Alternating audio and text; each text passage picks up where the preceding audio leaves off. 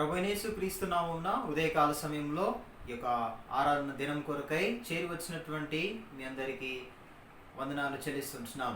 ఈ యొక్క ఆరాధన దినమును ఈ యొక్క ప్రభువును దినమును మనము ఆరాధించుటకై మనము అందరం కూడా ఈ రీతిగా మనము ముందు కొనసాగుతాం. మరి యొక్క ఆరాధన కొరకై ఈ యొక్క ప్రార్థన ద్వారా మనము ఆరంభించుకొని మనం ముందు కొనసాగుతాం. రండి ప్రార్థన చేసుకుంటాం.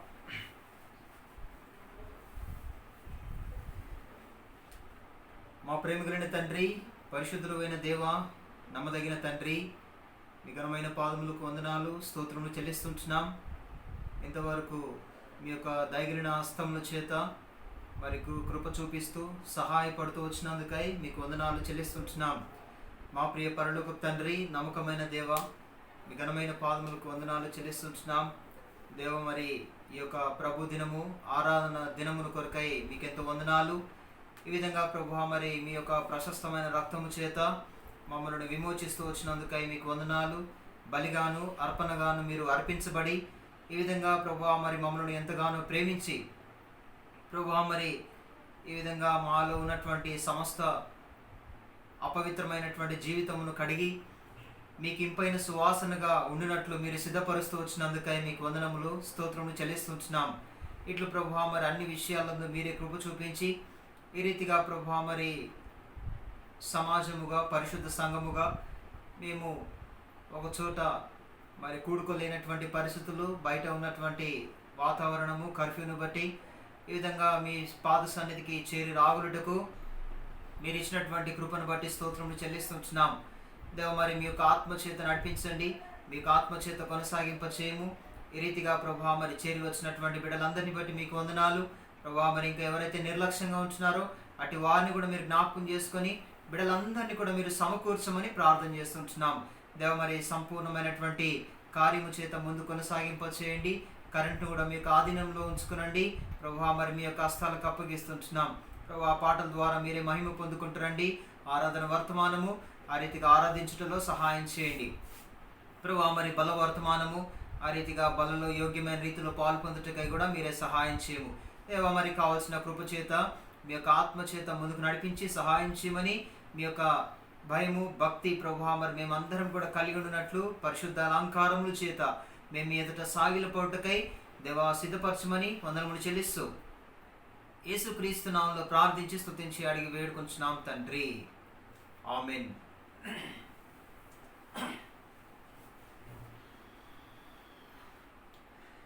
పాట సంఖ్య 230. పాట సంఖ్య 230.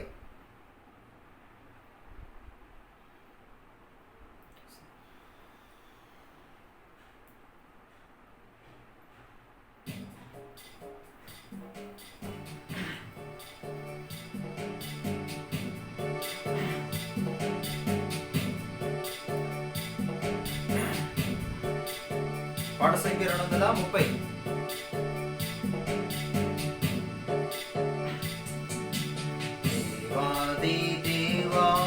ప్రభుల ప్రభు రాజుల రాజా హల్లెలూయా, రాజుల రాజా హల్లెలూయా. నీ రక్తముతో విమోచించి నీ రక్తముతో సంపాదించి నీ రక్తముతో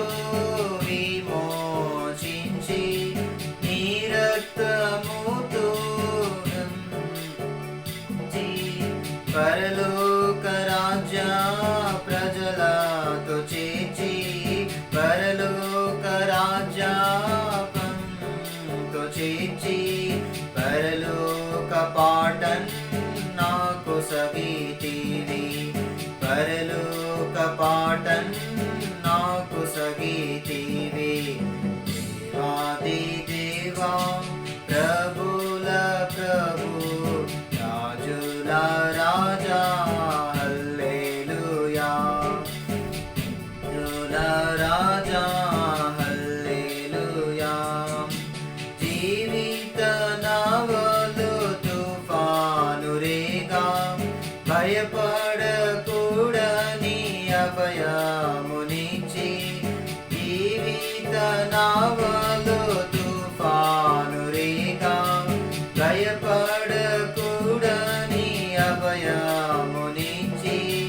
జయప్రదముగా నన్ను నడిపించి, జయప్రదముగా నన్ను నడిపించి, జయ జీవితము నాకు సగుచున్నా, జీవితము నాకు సగుచున్నా.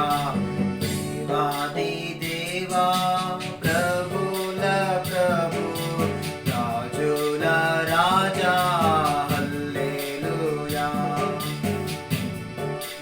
రాజా, హల్లెలూయా.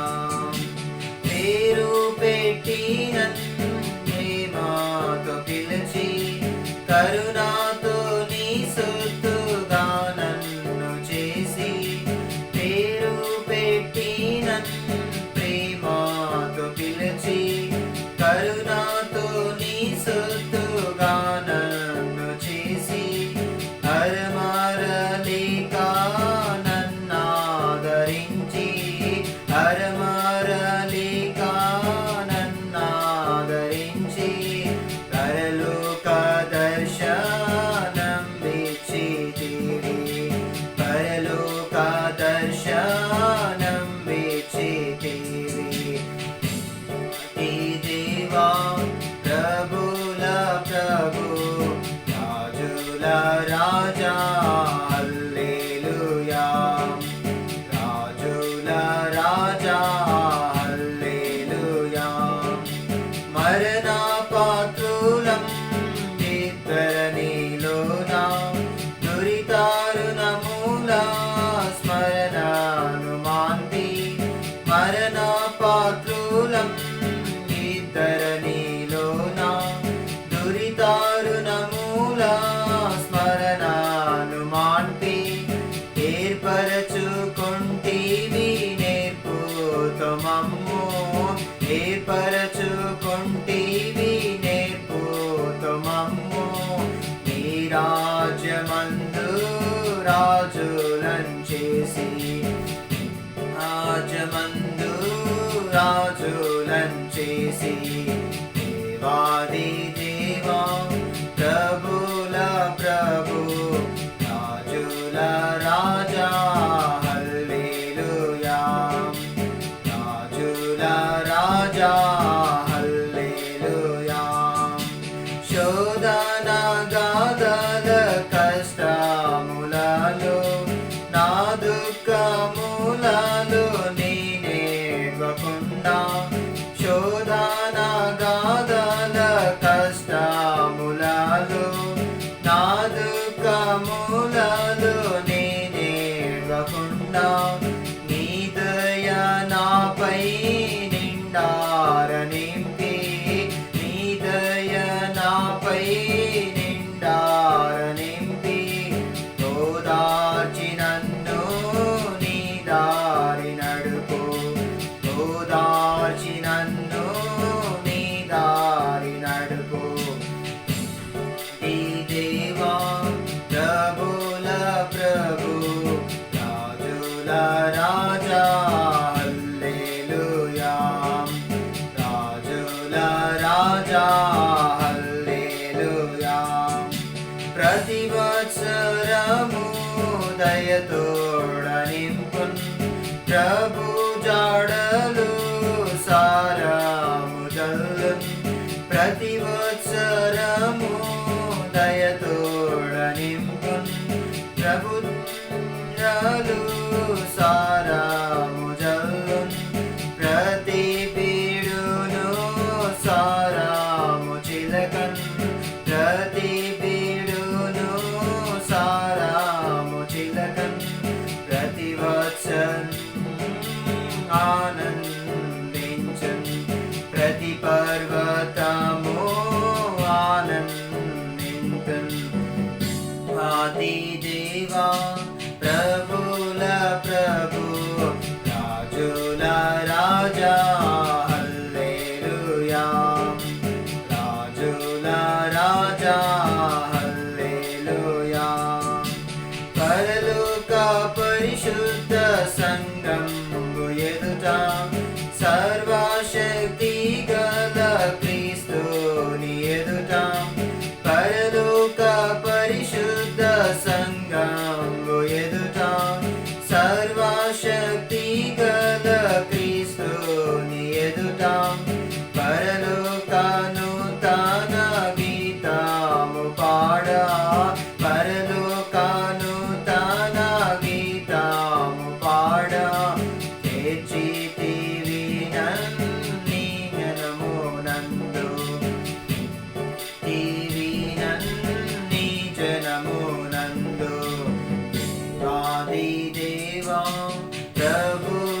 ప్రభు, రాజుల రాజా హల్లెలూయా, రాజుల రాజా హల్లెలూయా.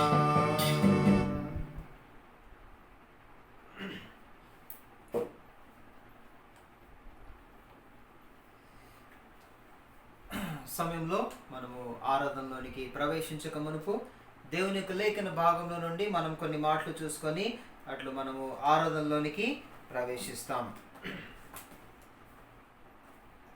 ఎఫెసీయులకు రాసిన పత్రిక 5వ అధ్యాయము 2వ వచనం. మనము ఆరాధనలోనికి ప్రవేశించక మునుపు ఎఫెసీయులకు రాసిన పత్రిక 5వ అధ్యాయము 2వ వచనాన్ని మనం ధ్యానించుకొని ఆ రీతిగా మనము ఆరాధనలోనికి ప్రవేశిస్తాం. అందరం కలిసి చదువుకుంటాం. ఎఫెసీయులకు రాసిన పత్రిక 5వ అధ్యాయము 2వ వచనాన్ని అందరం కలిసి చదువుకుంటాం. క్రీస్తు మిమ్మును ప్రేమించి పరిమళ వాసనగా ఉండుటకు మన కొరకు తన్ను తాను దేవునికి అర్పణగాను బలిగాను అప్పగించుకొనెను. అలాగుననే మీరును ప్రేమ కలిగి నడుచుకొనుడి. ప్రభు సహాయం కొరకై చిన్న ప్రార్థన చేసుకుంటాం. మా ప్రేమ కలిగిన తండ్రి, పరిశుద్ధులైన దేవ, నమ్మదగిన తండ్రి, ఘనమైన పాదములకు వందనాలు చెల్లిస్తుంటున్నాం. ఎఫెసీయులకు రాసిన పత్రిక 5వ అధ్యాయము 2వ వచనాన్ని బట్టి మీకెంతో వందనాలు ప్రభా. ఈ యొక్క లేఖనము ద్వారా ప్రభా మరి మేము ఆరాధించుటకై మీరే కావాల్సిన కృపనిచ్చి ముందుకు నడిపించమని వందనాలు చెల్లిస్తూ అట్లు మీ యొక్క ఆత్మచేత మీ దాసును అభిషేకించి ముందుకు నడిపించమని యేసుక్రీస్తు నామంలో అడిగి వేడుకొనుచున్నాం తండ్రి, ఆమేన్. చూడండి, ఎఫెసీయులకు రాసిన పత్రిక 5వ అధ్యాయము 2వ వచనంలో మనము జాగ్రత్తగా గమనిస్తే ఇక్కడ క్రీస్తు మిమ్మును ప్రేమించి పరిమళ వాసనగా ఉండుటకు మన కొరకు తన్ను తాను దేవునికి అర్పణముగాను బలిగాను అప్పగించుకొనెను అనేటువంటి మాట ఇక్కడ మనము చూస్తూ ఉంటున్నాం. జాగ్రత్తగా ప్రియమైనటువంటి దేవుని బిడ్డలారా, ఆరాధించేటటువంటి మనము ఈ విషయాన్ని మనము గమనించవలసిన వారంగా ఉంటున్నాం. చూడండి, ఆ యొక్క 2వ వచనంలో మధ్య భాగంలో ఒక మాట చూస్తూ ఉన్నాం. పరిమళ వాసనగా ఉండుటకు మన కొరకు తన్ను తాను. చూడండి, పరిమళ వాసనగా ఉండుటకు అనేటువంటి మాట ఇక్కడ మనము చూస్తూ ఉంటున్నాం. అంటే పరిమళ వాసనగా ఉండుటకు అనంటే నిజంగా దానికి ముందు కూడా ఒక మాట మనకు, అద్భుతమైన మాట మనకు కనిపిస్తూ ఉంటున్నది. చూడండి, అక్కడ ఏమని రాయబడతా వచ్చింది? క్రీస్తు మిమ్మును ప్రేమించి. క్రీస్తు ఎవరిని ప్రేమించాడు? క్రీస్తు ఇక్కడ మనం చూసినట్లయితే 2 విషయాలను మరి చూసుకొని మనము ఆరాధనలోనికి ప్రవేశిస్తాం. మొట్టమొదటిగా క్రీస్తు మనలను ఎలా ప్రేమించాడు, క్రీస్తు మనలను ఎలా ప్రేమించాడు. 2వ విషయం చూస్తే క్రీస్తు మన కొరకై తన్ను తాను అప్పగించుకునేటటువంటి వాడిగా ఉంటున్నాడు. కాబట్టి ఆ రీతిగా మన కొరకై క్రీస్తు తన్ను తాను అప్పగించుకున్నాడు. ఈ 2 విషయాలు మనం చూసుకొని అట్లు ఆరాధనలోనికి మనం ప్రవేశిస్తాం. ఇక్కడ జాగ్రత్తగా మనం గమనించినట్లయితే పరిమళ వాసనగా ఉండుటకు దేవుడు మనల్ని ఏం చేశాడంట? 2 విషయాలు చేస్తూ వచ్చాడు. అంటే ఈ మధ్య భాగము నెరవేర్చడానికి మొదటి భాగము తర్వాత ఈ యొక్క 2వ భాగాన్ని మరి క్రీస్తు నెరవేర్చినట్టుగా మనం చూస్తూ ఉంటున్నాం. ఇక్కడ మనం జాగ్రత్తగా గమనిస్తే యేసుక్రీస్తు ప్రభువారు మనల్ని ప్రేమించినాడు. ఆ రీతిగా తను తాను అప్పగించుకున్నట్టుగా మనం చూస్తూ ఉంటున్నాం. అంటే పరిమళ వాసనగా మనల్ని చేయడానికి క్రీస్తు ఇష్టపడతా వచ్చినాడు. అంటే మనకు జీవితాలు ఎలా ఉంటున్నాయి? పరిమళ వాసనగా మనకు జీవితాలు ఎంత మాత్రం కూడా లేవు. అంటే ఏ రీతిగా ఉంటున్నాయంటే కంపు కొట్టేటటువంటి వాసన, అంటే దుర్వాసనతో మన యొక్క జీవితాలన్నీ కూడా నింపబడినట్టుగా మనం ఇక్కడ చూస్తూ ఉంటున్నాం. ఈ యొక్క దుర్వాసనతో నింపబడినటువంటి మన యొక్క జీవితాలను క్రీస్తు ప్రేమిస్తూ వచ్చినాడు. ఈ యొక్క మన హృదయము పాపముతో నింపబడి మన హృదయాలంతా కూడా దుర్వాసనతో నింపబడినటువంటి హృదయాలుగా మనం చూస్తూ ఉన్నాం. చూడండి, ఇటువంటి భయంకరమైనటువంటి దుస్థితిలో మనం ఉన్నప్పుడు ఎవరు కూడా ఈ లోకంలో మనల్ని ప్రేమించరు. అయితే క్రీస్తు మాత్రమే ఆ రీతిగా అటువంటి భయంకరమైనటువంటి దుర్వాసనతో నింపబడినటువంటి జీవితాలను క్రీస్తు ఇష్టపడ్డాడు. ఆయన ప్రేమించడానికి ఇష్టపడ్డాడు. ఆయన తన్ను తాను చూడండి అర్పించుకుంటా వచ్చినాడు. తన్ను తాను బలిగా అర్పణగా చేసుకుంటా వచ్చినాడు. ఎవరి కోసం చేసుకుంటా వచ్చినాడంటే పాడైపోయినటువంటి జీవితమును బాగు చేయడానికి, పాడైపోయినటువంటి చెల్లాచెదురైపోయినటువంటి జీవితములను గాలి వాన చేత కొట్టుమిట్టాడుతున్నటువంటి జీవితాలను, ఎవరు ఇష్టపడనటువంటి జీవితాలను, ఎవరు కూడా చేరదీసుకునేటువంటి జీవితాలను క్రీస్తు మాత్రమే ఈ లోకంలో ఆయన ప్రేమించినటువంటి వాడిగా ఉంటున్నాడు. అందుకే మొట్టమొదటిగా చూసినట్లయితే అక్కడ ఏం చేస్తున్నాడంటే చూడండి, ఆ చక్కటి మాట, పరిమళ వాసనగా ఉండుటకు ఆయన ఏం చేస్తా వచ్చినాడంటే, ఏం చేస్తున్నాడంట, ప్రేమిస్తా వచ్చినాడు. పరిమళ వాసనగా మనల్ని చేయడానికి మొట్టమొదటిగా తాను ఏం చేస్తా వచ్చినాడంటే ప్రేమిస్తా వచ్చినాడు. చూడండి, యేసుక్రీస్తు ప్రభువారు ప్రేమించినటువంటి విధానము కానీ మనము గమనించినట్లయితే ఎలా ఆయన ప్రేమిస్తా వచ్చినాడు. 3 రకాలైనటువంటి మరి క్లుప్తంగా మనము 3 విషయాలు మనం చూస్తాం. ఈ యొక్క మొదటి భాగంలో చూసినట్లయితే కేవలము దాని లోపలికి వెళ్ళం, కానీ కేవలం పైన మాత్రం చూసుకుంటాం. చూడండి, ఒకసారి మనము యోహాను సువార్త చూసినట్లయితే 13వ అధ్యాయము, యోహాను సువార్త 13వ అధ్యాయం 1వ వచనం చూడండి. యోహాను సువార్త 13వ అధ్యాయము చూడండి, యోహాను సువార్త 13వ అధ్యాయం 1వ వచనంలో మనం చూసినట్లయితే ఇక్కడ అంటున్నాడు, తాను ఈ లోకము నుండి తండ్రి యొద్దకు వెళ్ళవలసిన గడియ వచ్చినని యేసు పస్కా పండుగకు ముందే ఎరిగిన వాడై లోకంలోనున్న తన వారిని ప్రేమించి వారిని అంతం వరకు ప్రేమించినాడంట. చూసినారా, ఇక్కడ ఏం చేస్తున్నాడంటే క్రీస్తు ఎప్పటి వరకు ప్రేమించినాడంట, అంతం వరకు ప్రేమించినాడంట. కింద ఆ ఫుట్ నోట్లో మీరు చూసినట్లయితే అక్కడ ఒక మాట రాయబడుతూ వచ్చింది.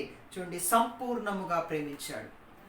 క్రీస్తు మనల్ని ప్రేమించినటువంటి ఆ విధానము చూసినట్లయితే ఎలా ప్రేమించినాడంటే సంపూర్ణంగా ప్రేమించినాడు. ఎప్పటి వరకు ప్రేమించినాడంట, చూడండి, మొదటి వచనం ఆఖరి భాగంలో ఉంటుంది, లోకంలో ఉన్న తన వారిని ప్రేమించి వారిని అంతం వరకు ప్రేమించినాడంట. ఎంత అద్భుతకరమైనటువంటి మాట ఇక్కడ మనం చూస్తున్నాం. అంతం వరకు ప్రేమించడము అది సామాన్యమైనటువంటి మాట కాదు ప్రియమైనటువంటి వారలారా. అంతం వరకు ప్రేమించడం అంటే అది ఎంతో కష్టకరమైనటువంటిది. ఎందుకంటే ఈ మధ్యకాలంలో ఏమైనా జరగవచ్చు. ఈ మధ్యకాలం మొదటి ఆరంభంలో మనం చూపించినటువంటి యొక్క ప్రేమ అంతంలో ఉండదు. ఆరంభంలో ఏ ప్రేమతోటి మనం ఆరంభిస్తామో అది అంతముకు వచ్చేసరికి ఆ ప్రేమ మరలా కనపడదు. అందుకే ప్రకటన గ్రంథంలో కూడా మనం చూసినట్లయితే ఒక మాట మనకు అక్కడ కనిపిస్తుంది, మొదట్లో ఉన్నటువంటి ప్రేమను నీవు విడిచిపెట్టితివి అని చెప్పేసి అక్కడ అంటాడు. కాబట్టి ఎఫెసీ సంఘంతో అంటాడు, అక్కడ ఆ యొక్క మొదట్లో ఉన్నటువంటి ప్రేమను విడిచిపెట్టేసినారంట. నిజంగా మనం చూసినట్లయితే ఏ వ్యక్తిలోనైనా సరే ఒక బలహీనత ఏదైనా కనిపించిందంటే, ఏ వ్యక్తిలోనైనా ఏదైనా ఒక పాపం కనిపించిందంటే, ఏదైనా ఒక వ్యక్తి తప్పు చేసినట్టుగా కనిపించిందంటే మనం వెంటనే ఏం చేస్తామంటే ఆ వ్యక్తిని అంతవరకు ప్రేమించినటువంటి మనము ఆ ప్రేమించడము మనం మానేస్తాం.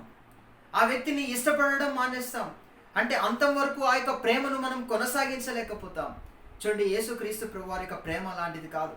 మనం ఎన్నోసార్లు క్రీస్తుని హింసించినటువంటి వారంగా ఉంటున్నాం. మనము క్రీస్తుని ఎన్నోసార్లు బాధ పెట్టిన వారంగా ఉంటున్నాం. మనం క్రీస్తుని ఎన్నోసార్లు దుఃఖపరిచిన వారంగా ఉంటున్నాం.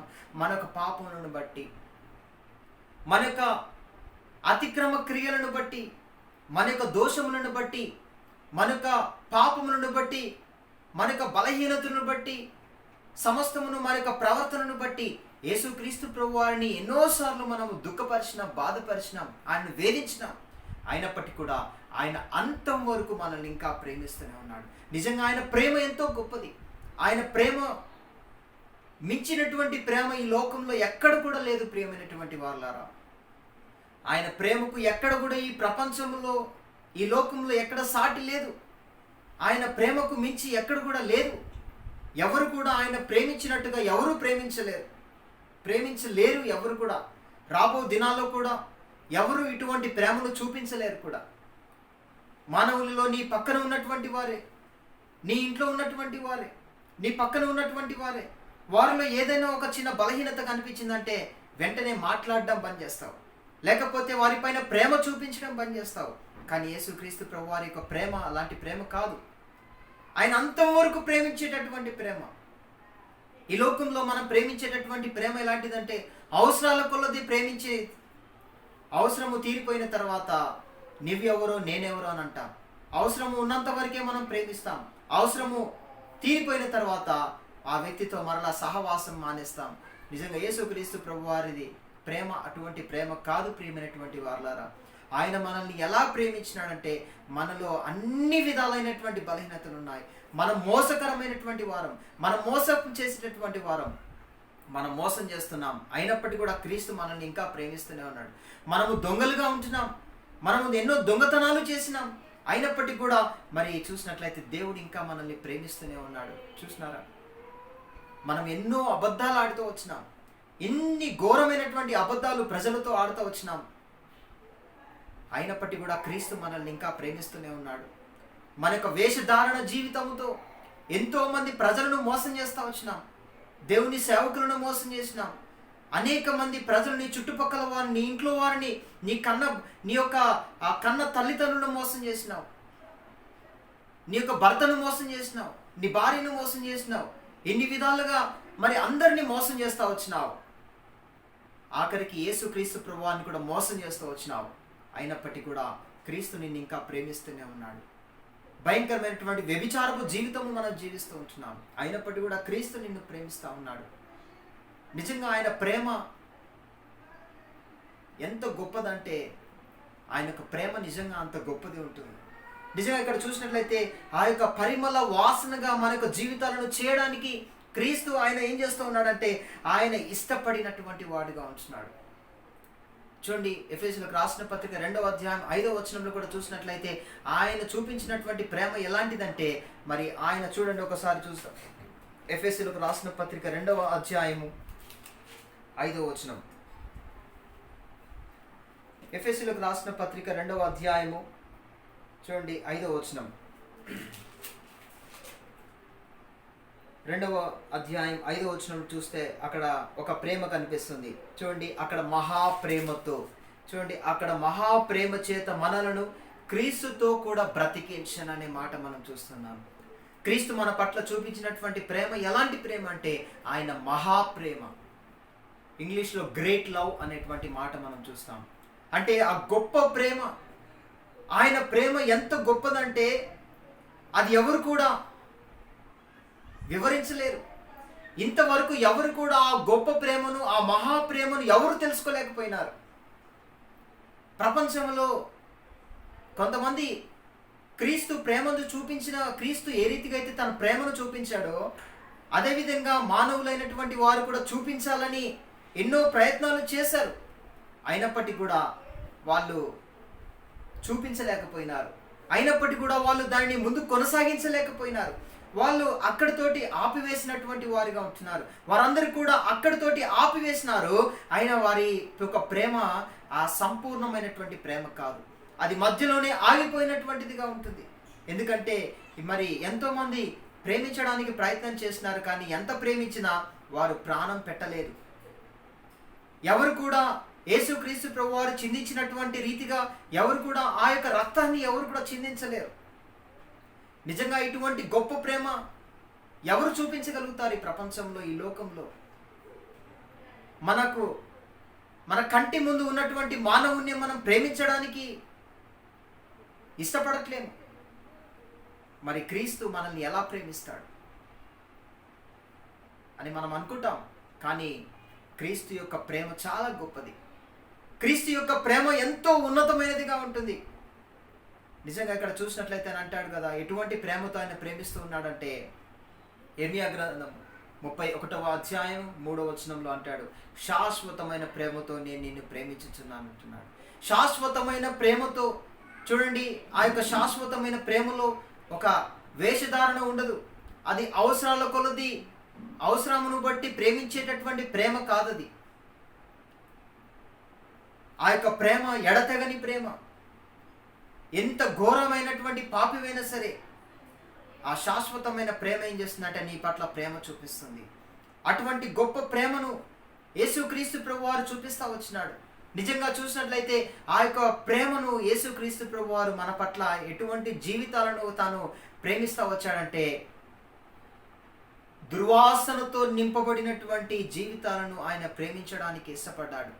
ఈ లోకంలో ఎవరు కూడా మంచి వాళ్ళను ఇష్టపడతారు, మంచిగా ఉన్నటువంటి వారినే ప్రేమిస్తారు. వారితో మంచిగా ఉంటే మంచిగా ఉంటారు, చెడుగా ఉంటే చెడుగా ఉంటారు. కానీ యేసుక్రీస్తు ప్రభువారి ప్రేమ అలాంటిది కాదు. యేసుక్రీస్తు ప్రభువారి యొక్క ప్రేమ అలాంటిది కానే కాదు. మరి ఆయన యొక్క ప్రేమ చూసినట్లయితే బలహీనమైనటువంటి వారిని ప్రేమించేటటువంటిది ఆ యొక్క ప్రేమ. బలహీనమైనటువంటి వారిని ప్రేమించేటటువంటిదే ఈ యొక్క అద్భుతమైనటువంటి ప్రేమగా ఉంటుంది యేసుక్రీస్తు ప్రభు వారిది. నిజంగా ఇక్కడ చూసినట్లయితే కొన్ని చూడండి, ఇక్కడ మనము చూస్తాము ఆయన ఏ రీతిగా చేస్తూ వచ్చినాడంటే, కొరింథీయులకు రాసిన 2వ పత్రిక, బయట డోర్ పెట్టారు. కొరింథీయులకు రాసిన చూడండి, అక్కడ మనం చూస్తాము కొరింథీయులకు రాసిన 2వ పత్రిక,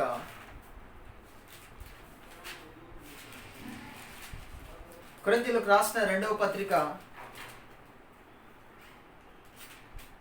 2వ అధ్యాయము, కొరింథీయులకు రాసిన 2వ పత్రిక 2వ అధ్యాయము చూడండి 15వ వచనం 16వ వచనం చూస్తాం.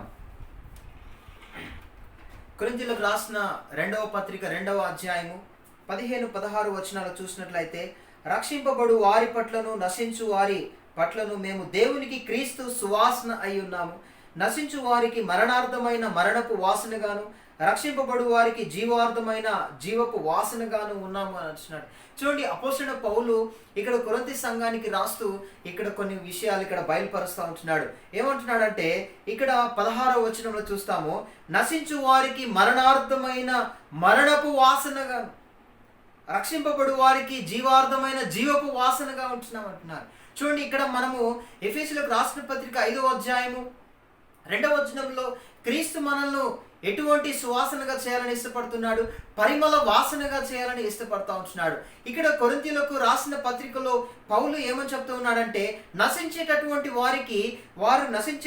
వారు ఎటువంటి వాసన కలిగి ఉంటున్నారట, మరణార్థమైన జీవపు వాసన వారు కలిగి ఉంటున్నారు. అంటే ఎంత భయంకరమైనటువంటి వాసన అంటే, ఆ పాపము అనేటువంటిది ఎంతో భయంకరమైనటువంటి వాసన.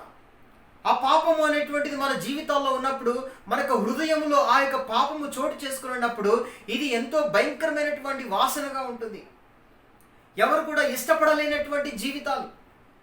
చూడండి, ఇక్కడ మనం జాగ్రత్తగా పరిశీలన చేసినట్లయితే ఈ యొక్క హృదయంలో మరి పాపము ఉన్నప్పటికీ మరి ఈ యొక్క వాసన అనేటువంటిది ఎంత ఘోరంగా ఉంటుంది. అది బయటికి కనిపించకపోయినప్పటికీ కూడా మనుషులు ఇష్టపడకపోయినట్టు, అంటే దేవునికి ఇష్టము లేనటువంటి జీవితం అది. చూడండి, మనము ఈ యొక్క వాసన రాకుండా ఉండడానికి కొన్నిసార్లు ఏం చేస్తామంటే స్ప్రేలు, సెంట్లు అవి ఇవి కొట్టుకుంటూ ఉంటాం. ఎంత కొట్టుకున్నప్పటికీ 1 గంట సేపు వాసన ఉంటుంది. ఆ తర్వాత ఒక 2 గంటల సేపు ఉండొచ్చు. ఆ తర్వాత మరలా యథావిధిగా ఆ లోపల నుంచి దుర్వాసన అనేటువంటిది ప్రారంభించబడుతుంది. ఒక వ్యక్తి దగ్గర కూర్చున్నప్పుడు ఆ యొక్క వ్యక్తి దగ్గర ఆ సెంటు స్మెల్ రావచ్చు, కానీ ఒక అరగంట లేకపోతే 1 గంట సేపు కదలకుండా అక్కడే కూర్చున్నట్లయితే నిజమైనటువంటి వాసన ఏమవుతుంది, మెల్లగా బయటికి వచ్చేస్తుంది. నిజంగా మన యొక్క హృదయంలో, మన యొక్క జీవితాల్లో ఆ యొక్క పాపము అనేటువంటి దుర్వాసనతో మనం నింపబడి ఉన్నప్పుడు ఆ యొక్క వాసన తట్టుకోలేనటువంటి విధముగా ఉంటుంది. చూడండి, లాజరు కూడా చనిపోయినప్పుడు ఈ లోకంలో ఏ మానవుడు కూడా తట్టుకోలేనటువంటి భయంకరమైన దుర్వాసన ఉంటుంది. చూడండి, అక్కడ అంటాడు, ఆ యొక్క లాజరు జీవితంలో లాజరు చనిపోయినప్పుడు అక్కడ వాసన వస్తుందని చెప్తా ఉంటారు. చూడండి, యోహాను సువార్త చూడండి, యోహాను సువార్త 11వ అధ్యాయము చూడండి 39వ వచనం. యోహాను సువార్త 11వ అధ్యాయము 39వ వచనం. లాజరు చనిపోయిన తర్వాత సమాధి చేయబడినప్పుడు అప్పుడు యేసుక్రీస్తు ప్రభువారు వస్తాడు. యేసుక్రీస్తు ప్రభువారు వచ్చినప్పుడు అక్కడ 39వ వచనంలో మనం ఒక మాట చూస్తాం. యేసు రాయి తీసివేయుడని చెప్పగా చనిపోయిన వాని సహోదరైన మార్త, ప్రభువా అతడు చనిపోయి 4 దినములైనది కనుక ఇప్పటికీ వాసన కొట్టునని ఆయనతో చెప్పాను. చూడండి, ఇక్కడ యేసుక్రీస్తు ప్రభువారు ఆ యొక్క లాజరు ఉన్నటువంటి సమాధి దగ్గరికి వచ్చి ఆ రాయిని తొలగించు అన్నప్పుడు మరి తన సహోదరి అయినటువంటి ఆ మార్త ఈ మాట చెప్తుంది, ప్రభువా ఇప్పుడు ఆ రాయిని తీస్తే మరి ఆ యొక్క వాసన వస్తుంది అని చెప్పేసి ఇక్కడ ఒక మాట అంటుంది. అతడు చనిపోయి 4 దినములైనది కనుక ఇప్పటికీ వాసన కొట్టునని చెప్పేసి అంటా ఉంది. అంటే 4 దినముల శవానికి అంత వాసన కొడితే ఎన్నో సంవత్సరాల తరబడి ఆత్మీయమైనటువంటి మరణాన్ని పొందుకున్నటువంటి మన లోపల నుంచి ఇంకా ఎంత భయంకరమైనటువంటి దుర్వాసన వస్తూ ఉంటుంది. ప్రియమైనటువంటి దేవుని బిడ్డలారా, ఇక్కడ చూసినట్లయితే ఆ భయంకరమైనటువంటి దుర్వాసనను తీసివేయడానికి యేసుక్రీస్తు ప్రభువారు ఈ యొక్క భయంకరమైన దుర్వాసన కలిగినటువంటి జీవితాలను ఆయన ప్రేమించినాడు. నా జీవితాలన్నిటి కూడా పరిమళ వాసనగా చేయడానికి క్రీస్తు మనల్ని ప్రేమించినాడు. నిజంగా మన యొక్క జీవితాలను ఎవరు కూడా పరిమళ వాసనగా చేయలేరు. ఒక పాపాత్మురాలైన స్త్రీ ఉంది. యేసుక్రీస్తు ప్రభువారు లూకా సువార్త 7వ అధ్యాయంలో మనము జాగ్రత్తగా గమనిస్తే అక్కడ ఒక స్త్రీ, భయంకరమైన పాపముతో నింపబడినటువంటి ఆ స్త్రీ ఒక అత్తరు గుడ్డి తీసుకొని యేసుక్రీస్తు ప్రభువారి దగ్గరికి వచ్చి ఆయన పాదముల దగ్గర అంటించినప్పుడు మరి నిజంగా ఆమె విస్తారముగా యేసుక్రీస్తు ప్రభువారిని ప్రేమించిన గనుక ఆమె యొక్క విస్తారమైన పాపములు ఏమైనాయంట? క్షమించబడతా వచ్చినాయి. అంతవరకు ఆమె యొక్క జీవితము ఎంతో దుర్వాసనగా ఉంటుంది. ఆ చుట్టుపక్కల ఉన్నటువంటి వాళ్ళందరూ, అయ్యో ఈ స్త్రీ పాపాత్మురాలైన స్త్రీ, అసలు ఈయనను ముట్టుకోవడానికి ఈయన ఎలా అనుమతించినాడు? ఈయన నిజంగా ఒక ప్రవక్త అయితే ఆమె ముట్టుకున్నప్పుడు ఎందుకు ఆమెను ముట్టుకోవడానికి అనుమతించాడని చెప్పేసి వాళ్ళందరూ కూడా రకరకాలైనటువంటి సందేహాలు, వారు ప్రశ్నలు వేసుకుంటా ఉన్నారు. నిజంగా యేసుక్రీస్తు ప్రభువారు అటువంటి జీవితాన్ని ప్రేమించినాడు. అసహించుకోవడానికి యేసుక్రీస్తు ప్రభువారు ఈ లోకానికి రాలేదు. ఆయన మనల్ని ప్రేమించి ఆ రీతిగా అటువంటి జీవితాలను కడిగివేయడానికి యేసుక్రీస్తు ప్రభువారు లోకానికి వచ్చినాడు. అందుకే అక్కడ కొరింథీయులకు రాసిన పత్రికలో ఆ మాట అంటాడు కదా, ఏమంటున్నాడు? నశించు వారికి మరణార్థమైన మరణపు వాసనగాను, రక్షింపబడు వారికి జీవార్థమైన జీవపు వాసన. అంటే నశించేటటువంటి వారికి మరణపు వాసన, అంత దుర్వాసన. 4 దినములు లాజరు సమాధిలో పెట్టబడితేనే అంత భయంకరమైన దుర్వాసన వస్తే,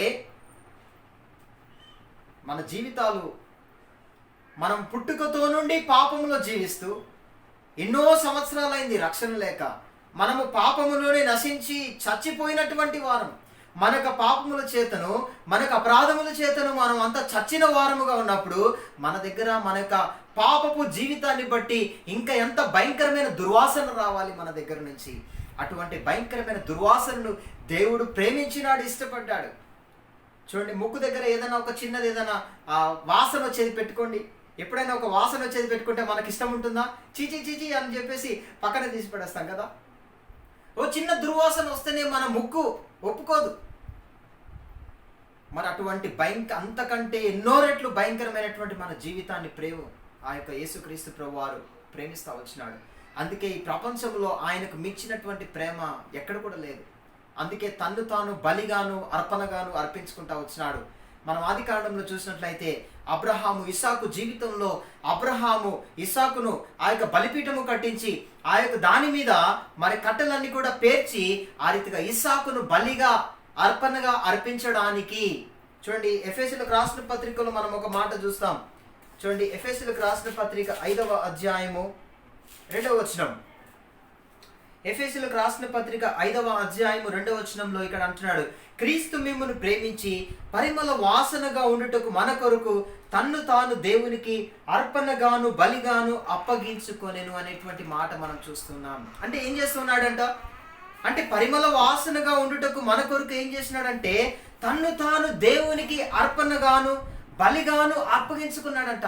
చూడండి ఎంత చక్కటి మాట ఇక్కడ రాయబడుతూ వచ్చిందంటే, ఇక్కడ అంటున్నాడు కదా, దేవునికి అర్పణగాను బలిగాను తన్ను తాను ఏం చేశాడంట? అప్పగించుకున్నాడు.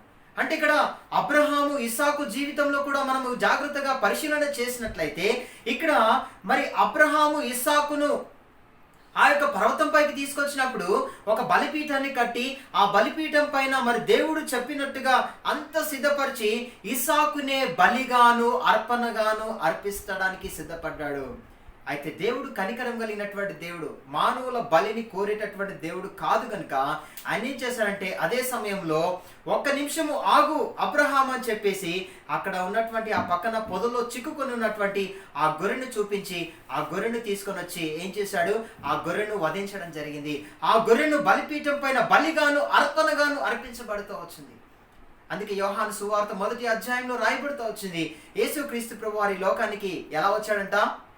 ఇదిగో లోక పాపమును మోసుకొని పోవచ్చిన దేవుని గొర్రెపిల్ల అని చెప్పేసి అక్కడ మాట రాయబడుతూ వచ్చింది. కాబట్టి ఈ రీతిగా అర్పణగాను బలిగాను. చూడండి ఆఖరి భాగంలో ఎఫెసీయులకు రాసిన పత్రిక 5వ అధ్యాయం 2వ వచనంలో అక్కడ అంటాడు కదా, దేవునికి అర్పణగాను బలిగాను అప్పగించుకొనేటువంటి మాట చూస్తున్నాం. అంటే చూడండి, ఆ మధ్యలో ఉపయోగించినటువంటి మాట చాలా ప్రాముఖ్యమైనది. అంటే మన యొక్క జీవితాలను పరిమళ వాసనగా ఉండుటకు మన కొరకు. చూడండి, అంటే మన యొక్క జీవితాలు ఎలా ఉంటున్నాయంట? పాపిష్టి జీవితంతో వాసన కంపు కొట్టేటటువంటి జీవితాలు కలిగి ఉన్నప్పుడు క్రీస్తు మనల్ని మొట్టమొదటిగా ప్రేమించాడు. ఆ తర్వాత రెండవదిగా తన్ను తాను అప్పగించుకున్నట్టుగా చూస్తున్నాం. ఆ రీతిగా తన్ను తాను అప్పగించుకున్న కారణాన్ని బట్టి ఆయన కార్చినటువంటి అమూల్యమైన రక్తము, ఆ యొక్క శిలువలో ఆయన కార్చినటువంటి అమూల్యమైన పరిశుద్ధమైన రక్తము ద్వారా మన యొక్క జీవితాలన్నీ కూడా, మన పాపిష్టి జీవితాలను కడిగి, ఆ యొక్క భయంకరమైనటువంటి జీవితాలను కడిగి, దుర్వాసనను అంతటిని కూడా కడిగడానికి ఇష్టపడ్డాడు. అయితే యేసు క్రీస్తు ప్రభు వారు మనల్ని ఎంతగా ప్రేమించినాడో దాన్ని బట్టి మనం అర్థం చేసుకోవచ్చు ప్రియమైనటువంటి వారులారా. ఆ రీతిగా మరి తన్ను తాను ఆ యొక్క సిలువలో యేసుక్రీస్తు ప్రభు వారు బలిగాను అర్పణగాను తన్ను తాను అప్పగించుకున్నాడు. ఆ రీతిగా అప్పగించుకున్న కారణము చేతనే ఈనాడు మన యొక్క జీవితాలన్నీ కూడా పరిమళ వాసనగా రూపాంతరము చెందుతూ వచ్చినాయి. చక్కగా ఆ యొక్క రూపాంతరము చెందుతూ వచ్చినాయి. కాబట్టి ఈ రీతిగా మనము ఆరాధించడానికి మనం యోగ్యులముగా ఉంటున్నాం. యేసుక్రీస్తు ప్రభువారు ఏ రీతిగా అయితే మనకు దుర్వాసన కలిగినటువంటి జీవితాలను తొలగించి పరిమళ వాసనగా ఉండుటకై మొట్టమొదటిగా తను ఏం చేశాడంటే ఆయన మనల్ని ప్రేమించినాడు. ఎటువంటి ప్రేమతో ప్రేమించినాడు? ఆయన సంపూర్ణమైనటువంటి ప్రేమతో ప్రేమించినాడు. అంతం వరకు ప్రేమించేటటువంటి ప్రేమ. తర్వాత ఆ యొక్క ప్రేమ ఎలాంటి ప్రేమ అంట? మహాప్రేమ, గొప్ప ప్రేమతో మనల్ని ప్రేమిస్తూ వచ్చినాడు. తర్వాత చూస్తే ఆయన శాశ్వతమైన ప్రేమతో మనల్ని ప్రేమిస్తూ వచ్చినాడు. ఆ తర్వాత ఆయన ప్రేమించినటువంటి కారణం చూసినట్లయితే దేన్ని ప్రేమిస్తూ వచ్చినాడు? దుర్వాసన కలిగినటువంటి జీవితాలను మరి ప్రేమించి వాటి నుంచి విడుదల చేసి మన యొక్క జీవితములను పరిమళ వాసనగా చేస్తూ వచ్చినాడు. ఎలా చేస్తూ వచ్చినాడు? తన్ను తాను బలిగాను అర్పణగాను అర్పించుకున్నాడు. ఆ రీతిగా మనము మరి మన జీవితాలు ఎంతగా మార్చినటువంటి ప్రభువుకు మనము మరి ఆయనకు ఆరాధన చెల్లించకుండా, ఏ రీతిగా కృతజ్ఞతార్పణ చెల్లించకుండా ఉండగలుగుతాం? ఆ రీతిగా మనల్ని మనము మరి సమర్పించుకున్నట్టుగా ఈ ప్రభు మనకు ఆ రీతిగా సహాయం చేయనుగాక. ఆ రీతిగా మనము మరి ప్రభు ఈ రీతిగా మనము ఆరాధనలోనికి ప్రవేశించినట్లు ప్రభు మనకు సహాయం చేయనుగాక. మొదటిగా ఒక సహోదరుడు, ఆ తర్వాత ఒక సహోదరి, మరి కొంత సమయం ఇస్తాం. ఆ రీతిగా మనము ఆరాధనలోనికి ప్రవేశిస్తాం.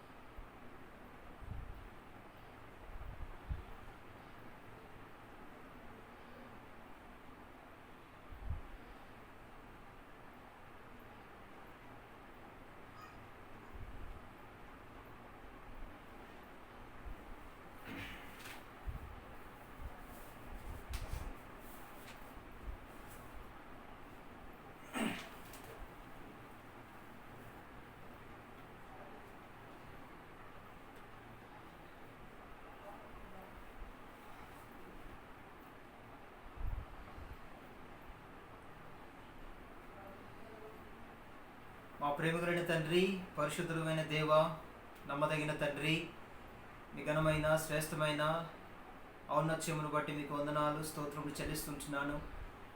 నేను కూడా ప్రభువా మరి నీ బిడ్డలతో కలిసి ఈ రీతిగా ఆరాధించుటకు మీరు ఇచ్చినటువంటి శ్రేష్టమైన కృపను బట్టి మీకు వందనాలు చెల్లిస్తుంటున్నాను. కృపయు కనికరం గల దేవ, నమ్మకమైన తండ్రి, మీ ఘనమైన నామును బట్టి మీకు వందనాలు స్తోత్రములు దేవా. ప్రభువా మరి ఈ రీతిగా మీరు తెచ్చినటువంటి లేఖన భాగాన్ని బట్టి స్తుతిస్తూ ఉంటున్నాను. ఎఫెసీలకు రాసిన పత్రిక 5వ అధ్యాయం 2వ వచనాన్ని బట్టి స్తోత్రములు. ప్రభువా మరి మీరు నన్ను ఏ రీతిగా ప్రేమించినారు ప్రభువా, మరి ఇట్లో నా యొక్క జీవితం ఎంత భయంకరమైనటువంటి దుర్వాసన కలిగి ఉంటున్నదో, పాపం అనేటువంటి దుర్వాసన చేత నేను నింపబడి ఉన్నప్పుడు, లాజరు 4 దినములు సమాధిలో ఉంచబడినప్పుడే ప్రభువా ఎంతో వాసన కొట్టేదిగా ఉంటుంది. అటువంటిది ఎన్నో సంవత్సరాలుగా దేవా మరి నిజంగా నా యొక్క జీవితము అంత దుర్వాసనతో ఉన్నప్పుడు మీరు ప్రభువా దేవునికి బలిగాను అర్పణగాను అర్పించుకొని ఆ సిలువలో మీరు కార్చిన అమూల్యమైన రక్తం ద్వారా నా యొక్క పాపిష్టి జీవితాన్ని, చెల్లా చెదిరైపోయినటువంటి జీవితమును, మీరు దుర్వాసనతో నింపబడినటువంటి నా జీవితమును కడిగి మీరు శుద్ధీకరించి పరిమళ వాసనగా చేయడానికి ఇష్టపడినందుకై మీకు వందనాలు చెల్లిస్తుంటున్నాను.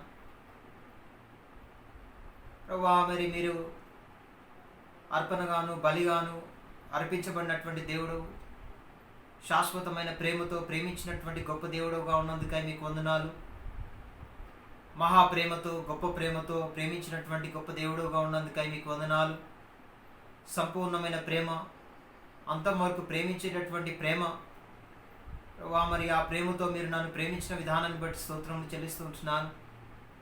ప్రభువా మరి నిజంగా మీ యొక్క ప్రేమలో ఎక్కడ ఎటువంటి మోసము లేదు ప్రభువా. మరి ఎంతో ధారాళమైనటువంటి ప్రేమతో మనసుతో మీరు ప్రేమిస్తూ వచ్చినారు. అందుకనే ప్రభువా మరి నా యొక్క జీవితం కొరకై, నన్ను రక్షించడం కొరకై జీవపు వాసన నాకు అనుగ్రహిస్తూ వచ్చినారు. మరణపు వాసనను తీసివేసి జీవపు వాసనను మీరు అనుగ్రహిస్తూ వచ్చినందుకై మీకు వందనాలు ప్రభువా. మరి నా యొక్క జీవితంలో మీరు రక్షణనిచ్చి, రక్షణార్థమైనటువంటి జీవపు వాసనను మీరు ఇచ్చి, నా జీవితంలో మీరు చేసిన గొప్ప కార్యాన్ని బట్టి మీకు ఎంతో వందనాలు. క్రీస్తుతో కూడా నన్ను బ్రతికించినందుకై మీకు వందనాలు చెల్లిస్తుంటున్నాను ప్రభువా. మరి ఇంతగా నా జీవితంలో మీరు చేసినటువంటి కార్యం పట్ల నేనేమి చెల్లించుకోగలను? ఏమి చెల్లించుకోలేని వాడనై ఈ కొద్ది స్తుతి ఆరాధనను యేసుక్రీస్తు నామమున సమర్పించుకుంటున్నాను తండ్రి, ఆమేన్.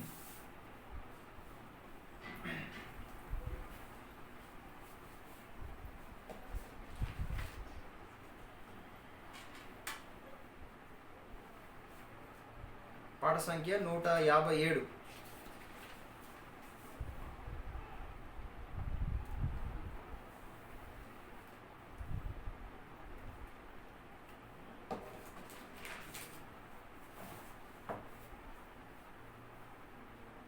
పాట సంఖ్య 157.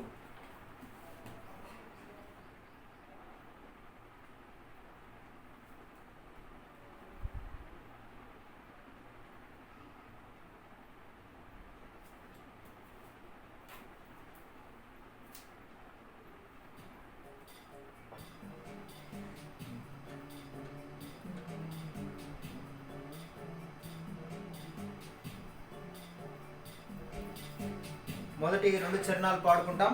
పాట సంఖ్య 157, మొదటి 2 చరణాలు పాడుకుంటాం.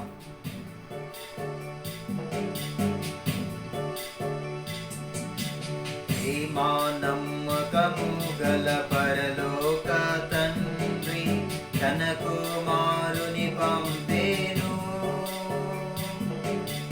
రక్తము చిందించి మా పాపము కడుగా సిలువపై అర్పించేను, సిలువపై అర్పించేను. త్యాగ సహిత ప్రేమ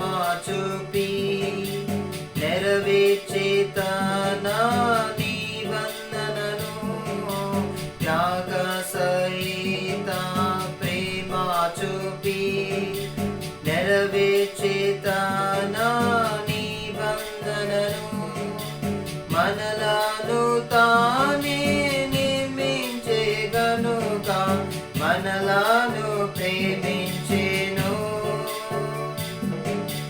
మనలను తానే నిర్మించే గనుక మనలను ప్రేమించెను మనలను ప్రేమించెను నమ్మకము గల పరలోక తండ్రి తన కుమారుని పంపెను రక్తము చిందించి మా పాపము కడుగా సిలువపై అర్పించెను సిలువపై అర్పించెను శాశ్వత ప్రేమ చూపించెను సిలువపై రుజువు గావించెను శాశ్వత ప్రేమ చూపించెను సిలువపై రుజువు గావించెను తన రక్తముతో పాపులనెల్లా శుద్ధుల చేసెనుగా తన రక్తముతో పాపులనెల్లా శుద్ధుల చేసెనుగా శుద్ధుల చేసెనుగా ప్రేమా నమ్మకము గల పరలోక తండ్రి తన కుమారుని పంపెను రక్తము చిందించి మా పాపము కడుగా సిలువపై అర్పించెను సిలువపై అర్పించెను ఆకర్షణ ఆత్మ శరీర ప్రాణములన్ అర్పించి ప్రభును స్తుతింతుము ఆత్మ శరీర ప్రాణములన్ అర్పించి ప్రభును స్తుతింతుము హల్లెలూయా స్తుతి మహిమ ఘనత ఎల్లప్పుడూ ప్రభుకే హల్లెలూయా స్తుతి మహిమ ఘనత ఎల్లప్పుడూ ప్రభుకే ఎల్లప్పుడూ ప్రభుకే ప్రేమా నమ్మకము గల పరలోక తండ్రి తన కుమారుని పంపెను రక్తము చిందించి మా పాపము కడుగా సిలువపై అర్పించెను సిలువపై అర్పించెను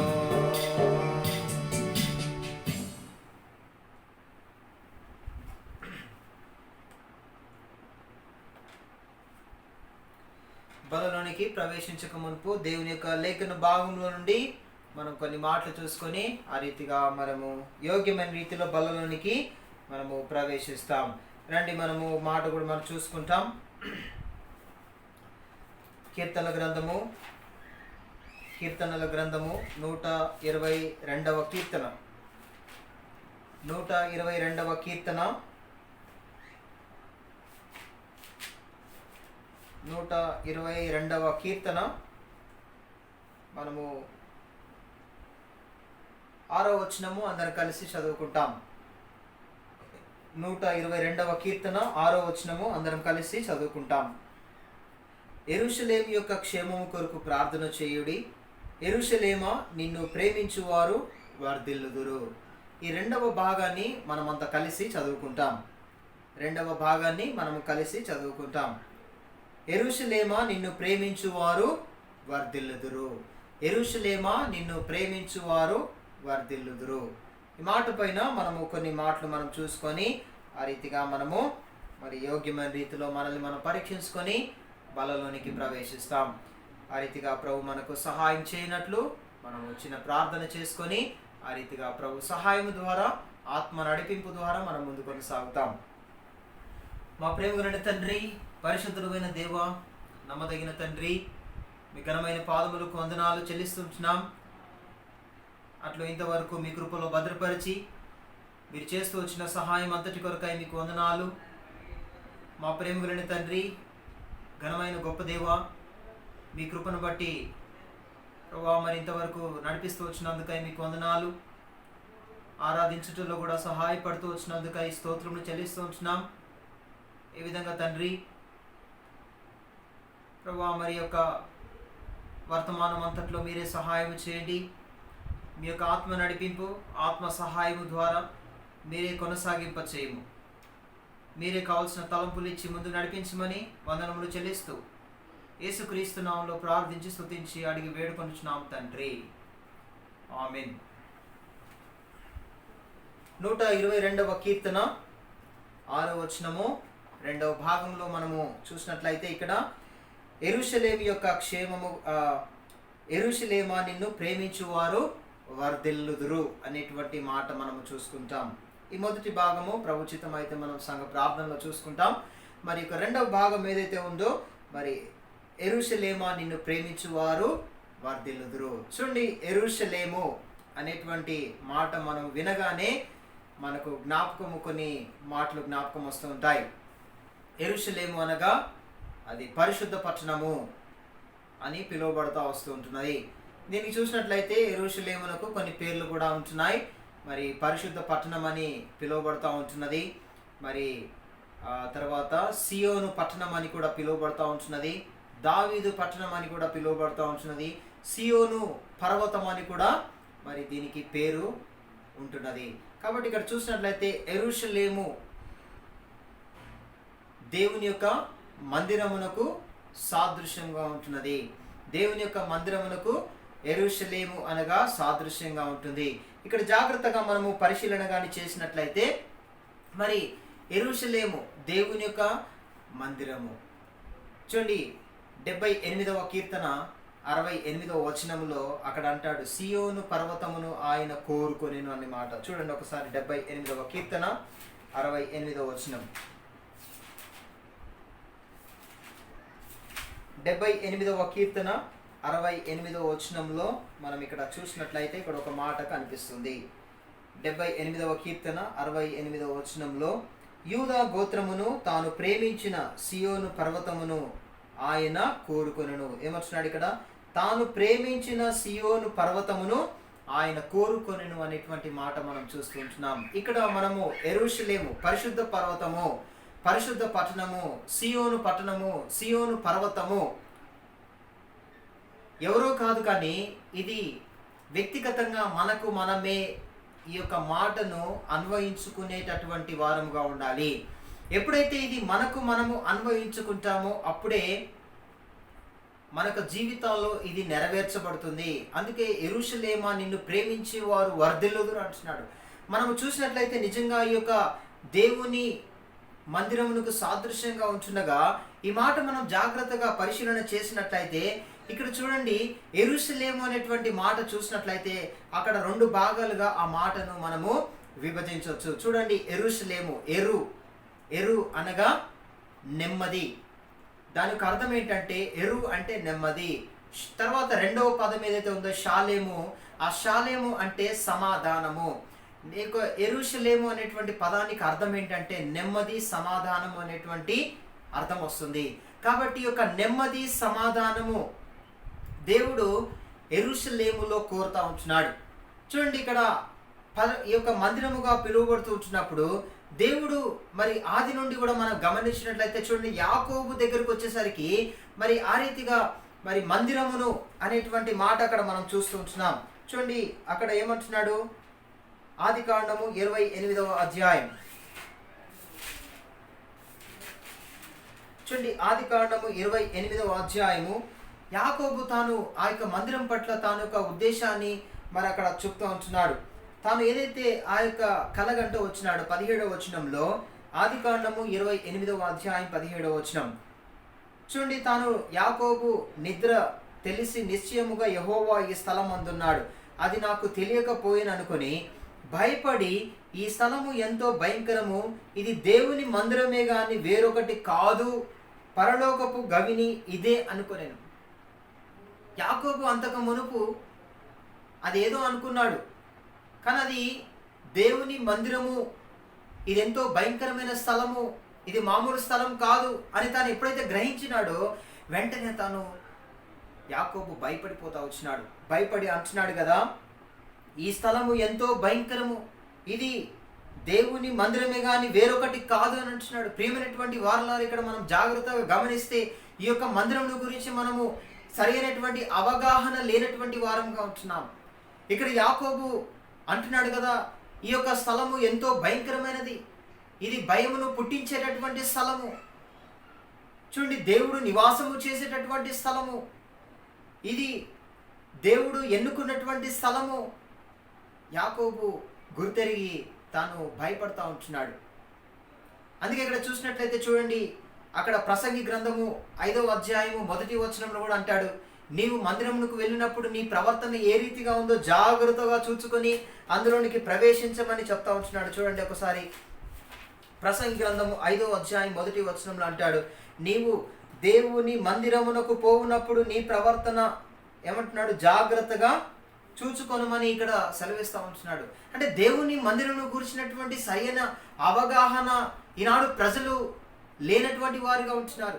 అసలు దేవుని యొక్క భయాన్ని కోల్పోయినటువంటి వారిగా ఉంటున్నారు. విచ్చలవిడిగా వాళ్ళు ఇష్టానుసారంగా జీవించే వారిగా ఉంటున్నారు. అంటే వారి ఇంట్లో ఏ రీతిగా అయితే ఉంటున్నారో వారు అన్ని చోట్ల కూడా, అంటే దేవుని యొక్క ఇంటికి వచ్చేసరికి కూడా మరి వారు అదే రీతిగా వారు జీవించేటటువంటి వారిగా ఉంటున్నారు.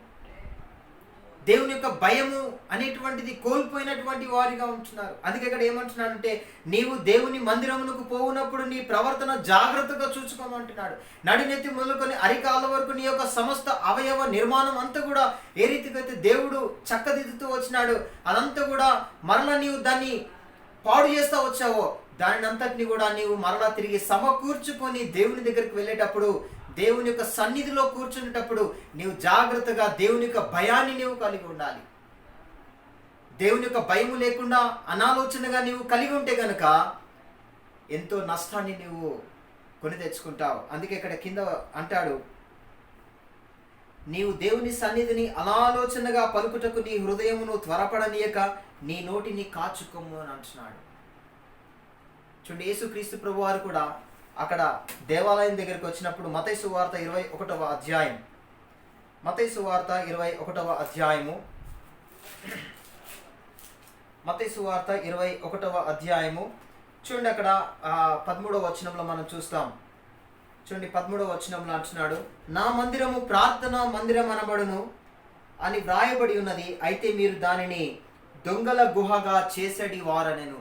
కాబట్టి ఇక్కడ ప్రియమైనటువంటి వారలారా, ఇక్కడ యేసుక్రీస్తు ప్రభువారు పలుకుతున్నటువంటి మాట ఏమంటున్నాడంటే, నా మందిరము ప్రార్థన మందిరం అనబడును అంటున్నాడు.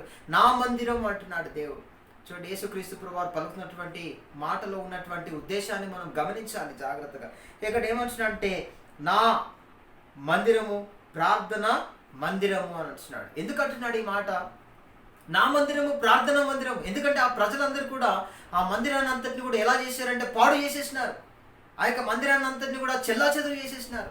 వాళ్ళందరూ ఇష్టానుసారంగా, ఎవరి ప్రవర్తన వాళ్ళు ఇష్టానుసారంగా జీవిస్తూ ఉన్నారు.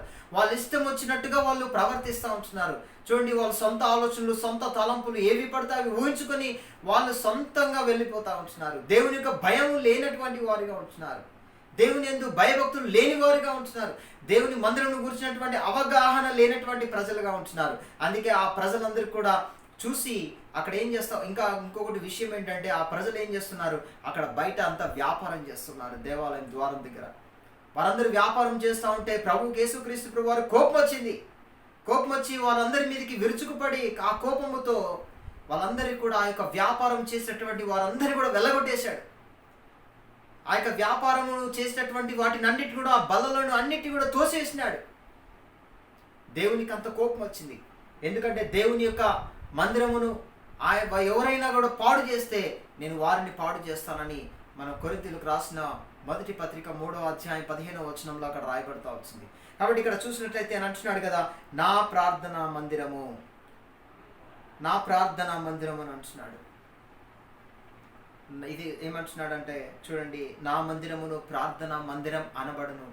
అసలు నిజంగా మనము పాత నిబంధనలో చూసినట్లయితే ఆ యొక్క మందిరము అనేటువంటిది ఒక కట్టడం గురించి మనం చూస్తూ ఉంటున్నాం. 4 గోడలతో కట్టడం గురించి మనకు అక్కడ ఎక్కువగా కనిపిస్తూ ఉంటుంది పాత నిబంధన అంతట్లో కూడా.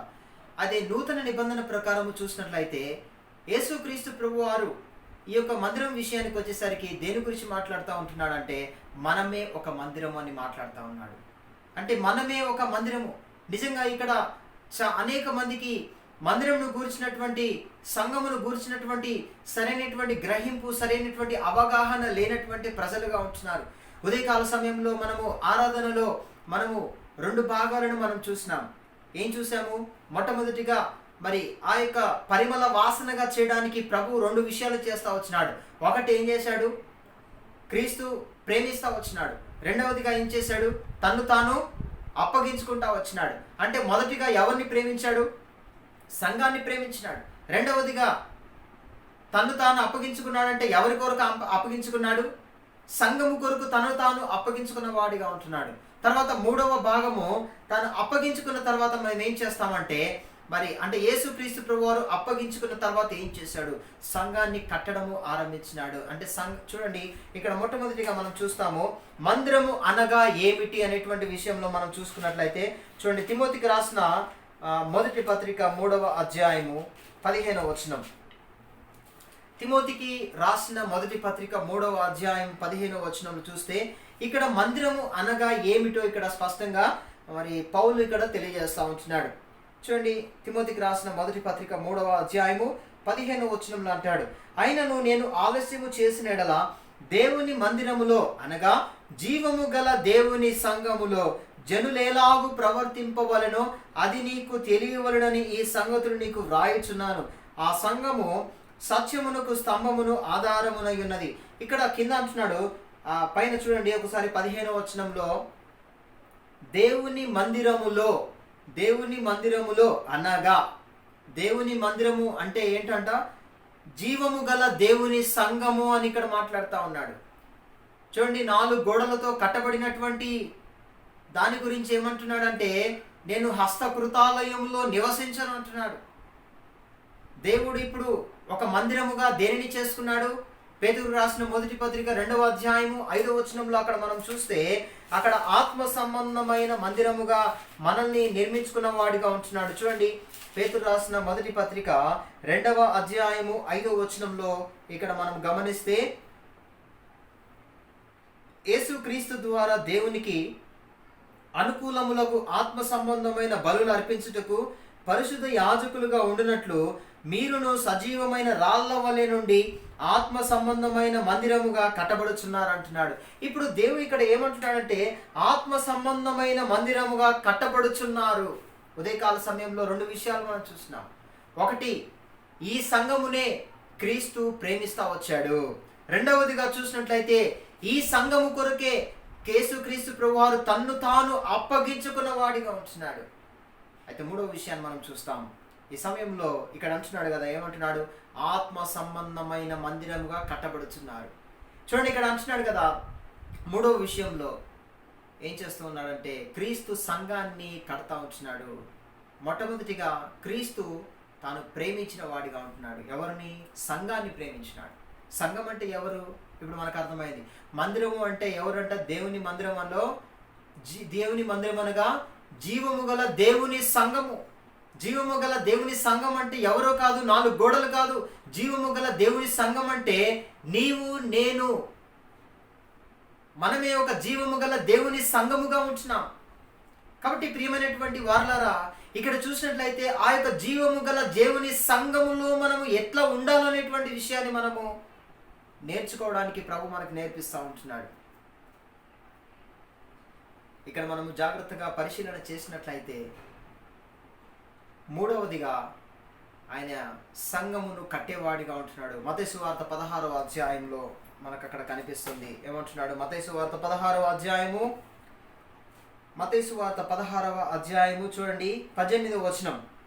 16వ అధ్యాయము 18వ వచనంలో అంటున్నాడు, నీవు పేతురువు, ఈ బండ మీద నా సంఘమును కట్టుదును, పాతాళలోక ద్వారములు దాని ఎదుట నిలువ నేరవని నేను నీతో చెప్పుచున్నాను. అంటే ఈ బండ మీద నా సంఘమును కట్టుదును అంటున్నాడు. చూసినారా ఏమంటున్నాడు? ఈ బండ మీద నా సంఘమును కట్టుదును అంటున్నాడు. ఏ బండ మీద కడతానంటున్నాడు? అంటే ఏమి కడతానంటున్నాడు? ఇక్కడ సంఘాన్ని కడతానంటున్నాడు. సంఘం అంటే ఎవరు? నేను పదే పదే జ్ఞాపకం చేస్తున్నాను.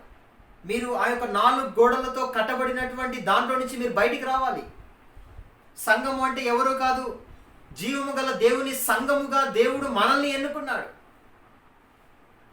మనలో దేవుడు నివాసము చేయడానికి దేవుడు మనల్ని ఎన్నుకున్నాడు. క్రీస్తు బిడ్డగా చేయబడినప్పుడు ఒక క్రైస్తవుడిగా, క్రైస్తవురాలిగా పిలువబడుతున్నావంటే ఒక జీవము గల దేవుని సంఘముగా నీవు చేయబడ్డావు. జీవము గల దేవుని సంఘముగా చేయబడ్డావంటే నీలో నాలో దేవుడు నివాసము చేయాలని ఇష్టపడతా ఉంటున్నాడు. దేవుడు నీలో నాలో ఉండాలని ఇష్టపడతా ఉంటున్నాడు. అందుకే ఆ జీవం కలిగినటువంటి దేవుని ఆత్మ సంబంధమైన మందిరముగా దేవుడు మనల్ని కట్టినాడు. అందుకే ఇక్కడ అంటున్నాడు కదా, నా సంఘమును నేను కట్టుదును. అంటే దేవుని యొక్క సంఘాన్ని దేవుడు కట్టేవాడిగా ఉంటాడు. ఎందుకు ఆయన కట్టేవాడిగా ఉంటాడు? ఆయన సంఘాన్ని ఆయన కడతా ఉన్నాడంటే ఆయన దాంట్లో నివాసం చేయడానికే ఉంటున్నాడు. ఇప్పుడు ఎవరైనా సరే, ఇప్పుడు చూడండి, ఒక భూమిని ఎవరైనా కొన్నారనుకోండి, ఒక స్థలం. ఎందుకు కొంటున్నారు స్థలము? ఆ యొక్క స్థలాన్ని కొన్నారంటే ఆ స్థలములో వారు కట్టుకొని దాంట్లో నివాసము చేయడానికి ఒక స్థలాన్ని కొనుక్కుంటారు. యేసుక్రీస్తు ప్రభువారు కూడా ఇక్కడ ఏం చేస్తూ వచ్చినాడంటే ఈ యొక్క దేహము అనేటువంటి యొక్క స్థలాన్ని తను ఏం చేశాడంటే కొని దాన్ని సంపాదించుకున్నాడు. ఇప్పుడు సంపాదించుకున్నటువంటి ఈ యొక్క దేహము అనేటువంటి ఈ స్థలంలో ఆయన సంఘాన్ని ఆయన కట్టుకునేవాడిగా ఉంటాడు. ఆయన సంఘాన్ని కట్టుకొని అందులో ఏం చేస్తాడంటే నివాసము చేసేవాడిగా ఉంటున్నాడు. అందులో ఆయన నివాసం చేసేవాడిగా ఉంటున్నాడు. ఎట్లా చూడండి ఒకసారి, అపోస్తల కార్యములు 20వ అధ్యాయము 28వ వచనం మనకు బాగా పరిచయంగా ఉన్నటువంటి మాట. అపోస్తల కార్యములు 20వ అధ్యాయము 28వ వచనం చూడండి. అక్కడ ఏమంటున్నాడు? దేవుడు తన స్వరక్తం ఇచ్చి సంపాదించిన తన సంఘం అంటున్నాడు. అంటే ఇక్కడ జాగ్రత్తగా మాట గమనించండి. దేవుడు తన స్వరక్తం ఇచ్చి సంపాదించిన తన సంఘము అంటే ఒక సంఘాన్ని, ఈ యొక్క దేహము అనేటువంటి యొక్క సంఘాన్ని ఆయన సంపాదించుకోవడానికి ఏం చేశాడంట? తన స్వరక్తం ఇచ్చి ఆయన సంపాదించుకున్నాడు. ఈ దేహము అనేటువంటి ఈ భూమిని, ఈ దేహము అనేటువంటి యొక్క దీనిని ఏం చేస్తా వచ్చినాడంటే ఆయన స్వరక్తం ఇచ్చి దాన్ని కొని దాన్ని సంపాదించుకున్నాడు. అందుకే మనకు ప్రకటన గ్రంథంలో కూడా కనిపిస్తుంది, ఆయన కార్చినటువంటి గొర్రెపిల్ల రక్తము ద్వారా, ఆ యొక్క గొర్రెపిల్ల రక్తము ద్వారా ఏం చేసినాడంటే ప్రతి జనములో నుండి, ప్రతి వంశములో నుండి ఆయన ఏం చేశాడంటే కొన్నాడు, మనల్ని కొన్నాడు. ఎలా కొన్నాడు? ఆయన చిందించినటువంటి రక్తము ద్వారా మనల్ని కొంటా వచ్చినాడు. ఈ రీతిగా ఆయన ఏం చేస్తున్నాడంటే తన స్వరక్తం ఇచ్చి మనల్ని కొన్నాడు, సంపాదించుకున్నాడు. మొట్టమొదటిగా క్రీస్తు సంఘాన్ని ప్రేమించినాడు. అది ఉదయకాలంలో చూసాం. సరే, సంఘాన్ని ప్రేమించిన తర్వాత ఏం చేశాడు?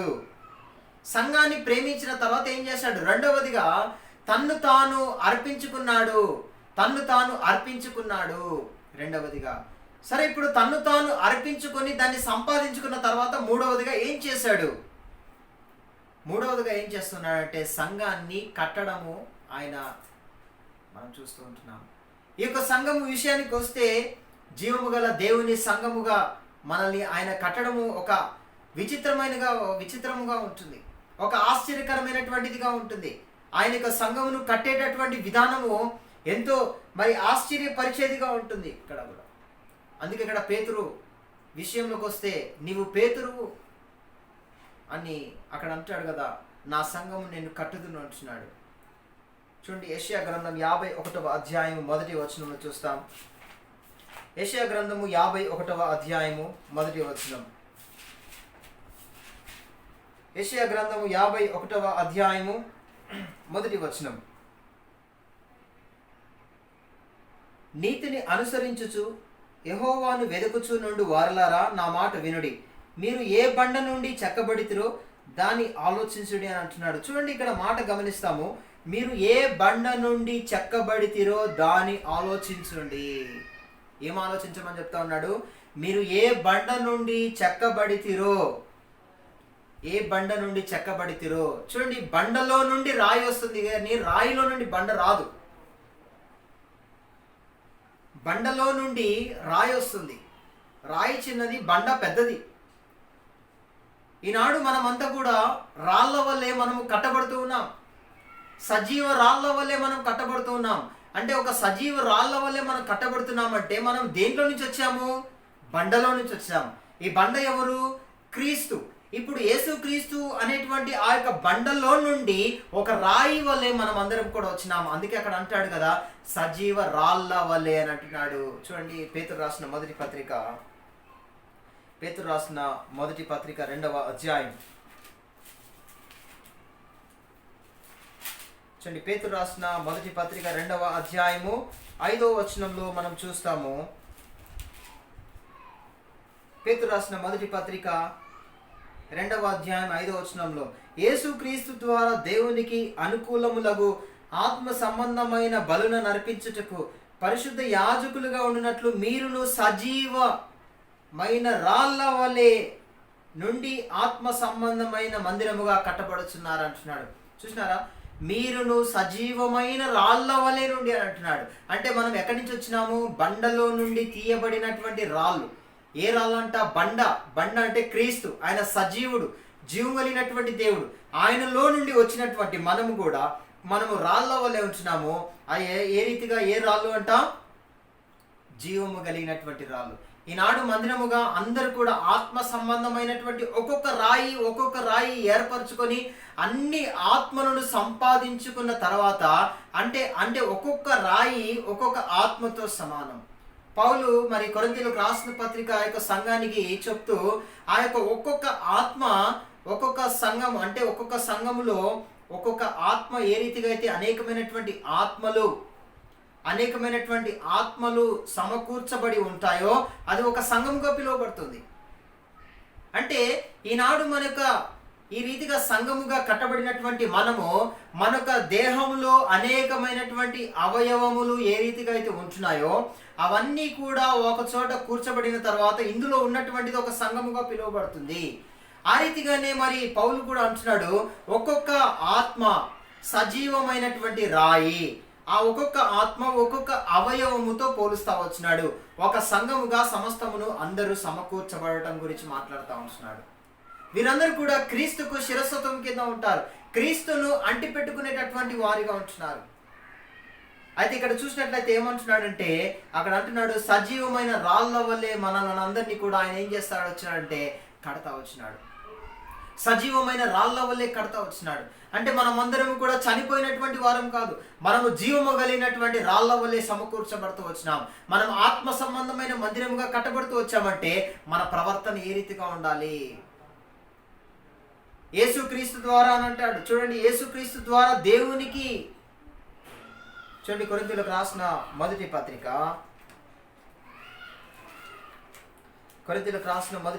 3వ అధ్యాయం. కొరింథీయులకు రాసిన మొదటి పత్రిక 3వ అధ్యాయంలో ఇక్కడ చూడండి 11వ వచనంలో చూస్తాము. వేయబడినది తప్ప మరి యొక్క పునాది ఎవడును వేయనేరడు, ఈ పునాది యేసు క్రీస్తే అని చెప్పేసి ఇక్కడ మాట్లాడుతూ ఉంటున్నాడు. యేసు క్రీస్తు ప్రభువారు అంటే ఇక్కడ ఆ యొక్క బండ మీద వేయబడినది పునాది మరి ఒక్కడు ఎవడు కూడా వేయలేడు. ఈ యొక్క పునాది యేసు క్రీస్తే అని అంటున్నాడు. నిజంగా ఇక్కడ ప్రియమైనటువంటి దేవుని బిడ్డలారా, ఈనాడు మనము కేవలం ఒక 4 గోడలతో నిర్మించబడినటువంటి దానినే మనము ఒక సంఘముగా ఒక మందిరముగా భావిస్తూ ఉంటున్నాము. నిజంగా యేసుక్రీస్తు ప్రభువారు ఒక సంఘముగా ఒక మందిరముగా దేని చేస్తూ వచ్చినాడంటే మన దేహాన్నే చేస్తూ వచ్చాడు. మన దేహమును ఒక ఆలయంగా చేసుకున్నాడు. కింద 16వ వచనం అంటాడు, మీరు దేవుని ఆలయమై ఉన్నారనియు దేవుని ఆత్మ మీలో నివసించుచున్నారనియు మీరెరుగరా, ఎవడైనను దేవుని ఆలయమును పాడు చేసిన ఎడల దేవుడు వానిని పాడు చేయును, దేవుని ఆలయము పరిశుద్ధమై ఉన్నది, మీరు ఆ ఆలయమై ఉన్నారు. కాబట్టి మనమే ఒక ఆలయముగా ఉంటున్నాం, మనమే ఒక సంఘముగా ఉంటున్నాం, మనమే ఒక మందిరముగా ఉంటున్నాం, ఆత్మ సంబంధమైన మందిరముగా, జీవము గల దేవుని సంఘముగా ఉంటున్నాం. ఈ రీతిగా మరి ఈ యొక్క ఆలయముగా ఉంటున్నాం. అంటే ఈ యొక్క ఆలయములో మనం ఏ రీతిగా ఉండాలి? ఇది ఒక ఆలయం అంటే ఈ ఆలయాన్ని ఏమంటున్నాడంటే, ఒకవేళ ఆ ఆలయానికి నిన్ను పాడు చేస్తే నేను నిన్ను పాడు చేసేస్తాను అంటున్నాడు. అనేక మంది సరైనటువంటి గ్రహింపు, సరైనటువంటి అవగాహన లేకుండా ఈ యొక్క ఆలయాన్ని ఎంతమంది పాడు చేసేస్తూ ఉన్నారు. ఈ యొక్క ఆలయాన్ని వారి యొక్క చెడు వ్యసనాలను బట్టి ఎంతో మంది పాడు చేస్తూ ఉంటున్నారు. అనేక మంది త్రాగుడుకు అలవాటు పడిపోయి ఈ యొక్క ఆలయాన్ని అంతటి కూడా పాడు చేసేటటువంటి వారిగా ఉంటున్నారు. అనేక మంది యొక్క కంటి చూపుల ద్వారా మరి చూడకూడనివన్నీ కూడా చూసి నానా రకములైనటువంటివన్నీ కూడా లోపలికి తీసుకొని వచ్చి ఆ యొక్క ఆలయాన్ని అంతటిని కూడా పాడు చేసేస్తూ ఉంటున్నారు. నోటితో వారు ఇష్టం వచ్చినట్టు మాట్లాడి ఆ యొక్క నోటితో వారందరూ కూడా మరి మాట్లాడని కూడనటువంటి అంతా కూడా మాట్లాడి వారి యొక్క ఆలయాన్ని అంతటి కూడా పాడు చేసేస్తున్నారు. ఈ చెవులతో కూడా మనము వినకూడనటువంటివన్నీ కూడా విని ఈ యొక్క ఆలయాన్ని అంతటిని కూడా మనం పాడు చేసేస్తూ ఉంటున్నాం. ఈ యొక్క చేతులతో చేయరానివన్నీ కూడా చేసి ఈ యొక్క ఆలయాన్ని అంతటిని కూడా మనం పాడు చేసేస్తూ ఉన్నాం. ఈ కాళ్ళతో వెళ్ళకూడని స్థలాలకు వెళ్ళి ఆ రీతిగా ఈ యొక్క ఆలయాన్ని పాడు చేసేస్తూ ఉంటున్నాం. మనకు హృదయముతో లేనిపోని తలంపులు, ఆలోచనలు ఇవన్నీ కూడా మన మనసుతో ఇవన్నీ కూడా కలిగి ఉండి ఈ యొక్క ఆలయాన్ని అంతటి కూడా అపవిత్రపరుస్తూ ఉంటున్నాం. ఎన్నోసార్లు ఈ యొక్క ఆలయాన్ని అంతటిని కూడా మరి పవిత్రమైనటువంటి ఆలయాన్ని అపవిత్రపరుస్తూ వచ్చాం. ఈ రీతిగా ఈ యొక్క ఆలయం అంతటిని కూడా ఎంతో భ్రష్టత్వంలోనికి మనం తీసుకొని వచ్చేసాం. ఈ యొక్క ఆలయాన్ని అంతటిని కూడా మనము భయంకరంగా పాడు చేసేసాం. దాన్ని ఈ యొక్క ఆలయంలో ఎవరు నివాసం చేస్తున్నారు? దేవుడు నివాసం చేస్తున్నాడు. దేవుడు నివాసం చేస్తున్నటువంటి ఈ ఆలయాన్ని పాడు చేయడానికి ఎవడిచ్చినారు నీకు అధికారము? ఈ యొక్క ఆలయమును నీ ఇష్టం వచ్చినట్టు చేయడానికి ఎవడిచ్చినాడు నీకు అధికారము? ఈ ఆలయాన్ని నీ ఇష్టం వచ్చినట్టు చేసుకోవడానికి కాదు, దేవుడు నీకు ఇచ్చింది దేవుని జీవముల దేవుని సంఘముగా చేసింది. ఆత్మ సంబంధమైన మందిరముగా నిన్ను దేవుడు కట్టినాడంటే నీ ఇష్టానుసారంగా ప్రవర్తించడానికి కాదు, నీ ఇష్టం వచ్చింది చూడడానికి కాదు, నీ ఇష్టం వచ్చింది వినడానికి కాదు, నీ ఇష్టం వచ్చింది మాట్లాడడానికి కాదు, నీ ఇష్టం వచ్చింది చేయడానికి కాదు. దేవుడు తాను అందులో నివాసం చేయడానికి తాను కట్టుకున్నాడు. అయితే దేవుడు నివాసం చేయడానికి మనం అనుమతిస్తున్నామా? ఆయన నివాసం చేసి అందులో ఉంటే మన ఇష్టానుసారమైన ప్రవర్తన చేత దేవుణ్ణి ఆ యొక్క ఆలయంలో నుంచి తన్ని బయటకు వెళ్ళగొట్టేస్తూ ఉన్నాం. అంత దౌర్భాగ్యమైన స్థితిలోనికి మనం దిగజారిపోయినాం. దేవుని వాక్యం ఇది చేయొద్దంటే ఖచ్చితంగా అదే చేస్తాం, మనం అదే చేస్తాం. సాతానుడు చెప్పిందే వింటాము కానీ దేవుడు చెప్పింది ఒకటి కూడా చెయ్యము. అందుకే దేవుడు దుఃఖపడుతూ బాధపడుతూ ఉంటున్నాడు. ఈ యొక్క ఆలయాన్ని ఎన్ని విధాలుగా మనం పాడు చేసేస్తూ ఉన్నాం. ఈ యొక్క ఆలయాన్ని ఎన్నోసార్లు మనము వేషధారణ జీవితంతో పాడు చేసేసినాం, నటనా జీవితంతో పాడు చేసేసినాం. ఎంత నటన అంటే ఆ యొక్క సినిమా రంగాల్లో కూడా, సీరియళ్ళలో కూడా వాళ్ళు నటించరు. నిజంగా ఈనాడు క్రైస్తవులు ఎంత నటనాకారులు తయారైనారంటే నటనా జీవులు అయిపోయినారు. మనము జీవించినట్టుగా, మనము నటించినట్టుగా ఆ సినిమా ఇండస్ట్రీలలో వాళ్ళు కూడా నటించరు, ఆ సీరియళ్ళలో వాళ్ళు కూడా నటించరు.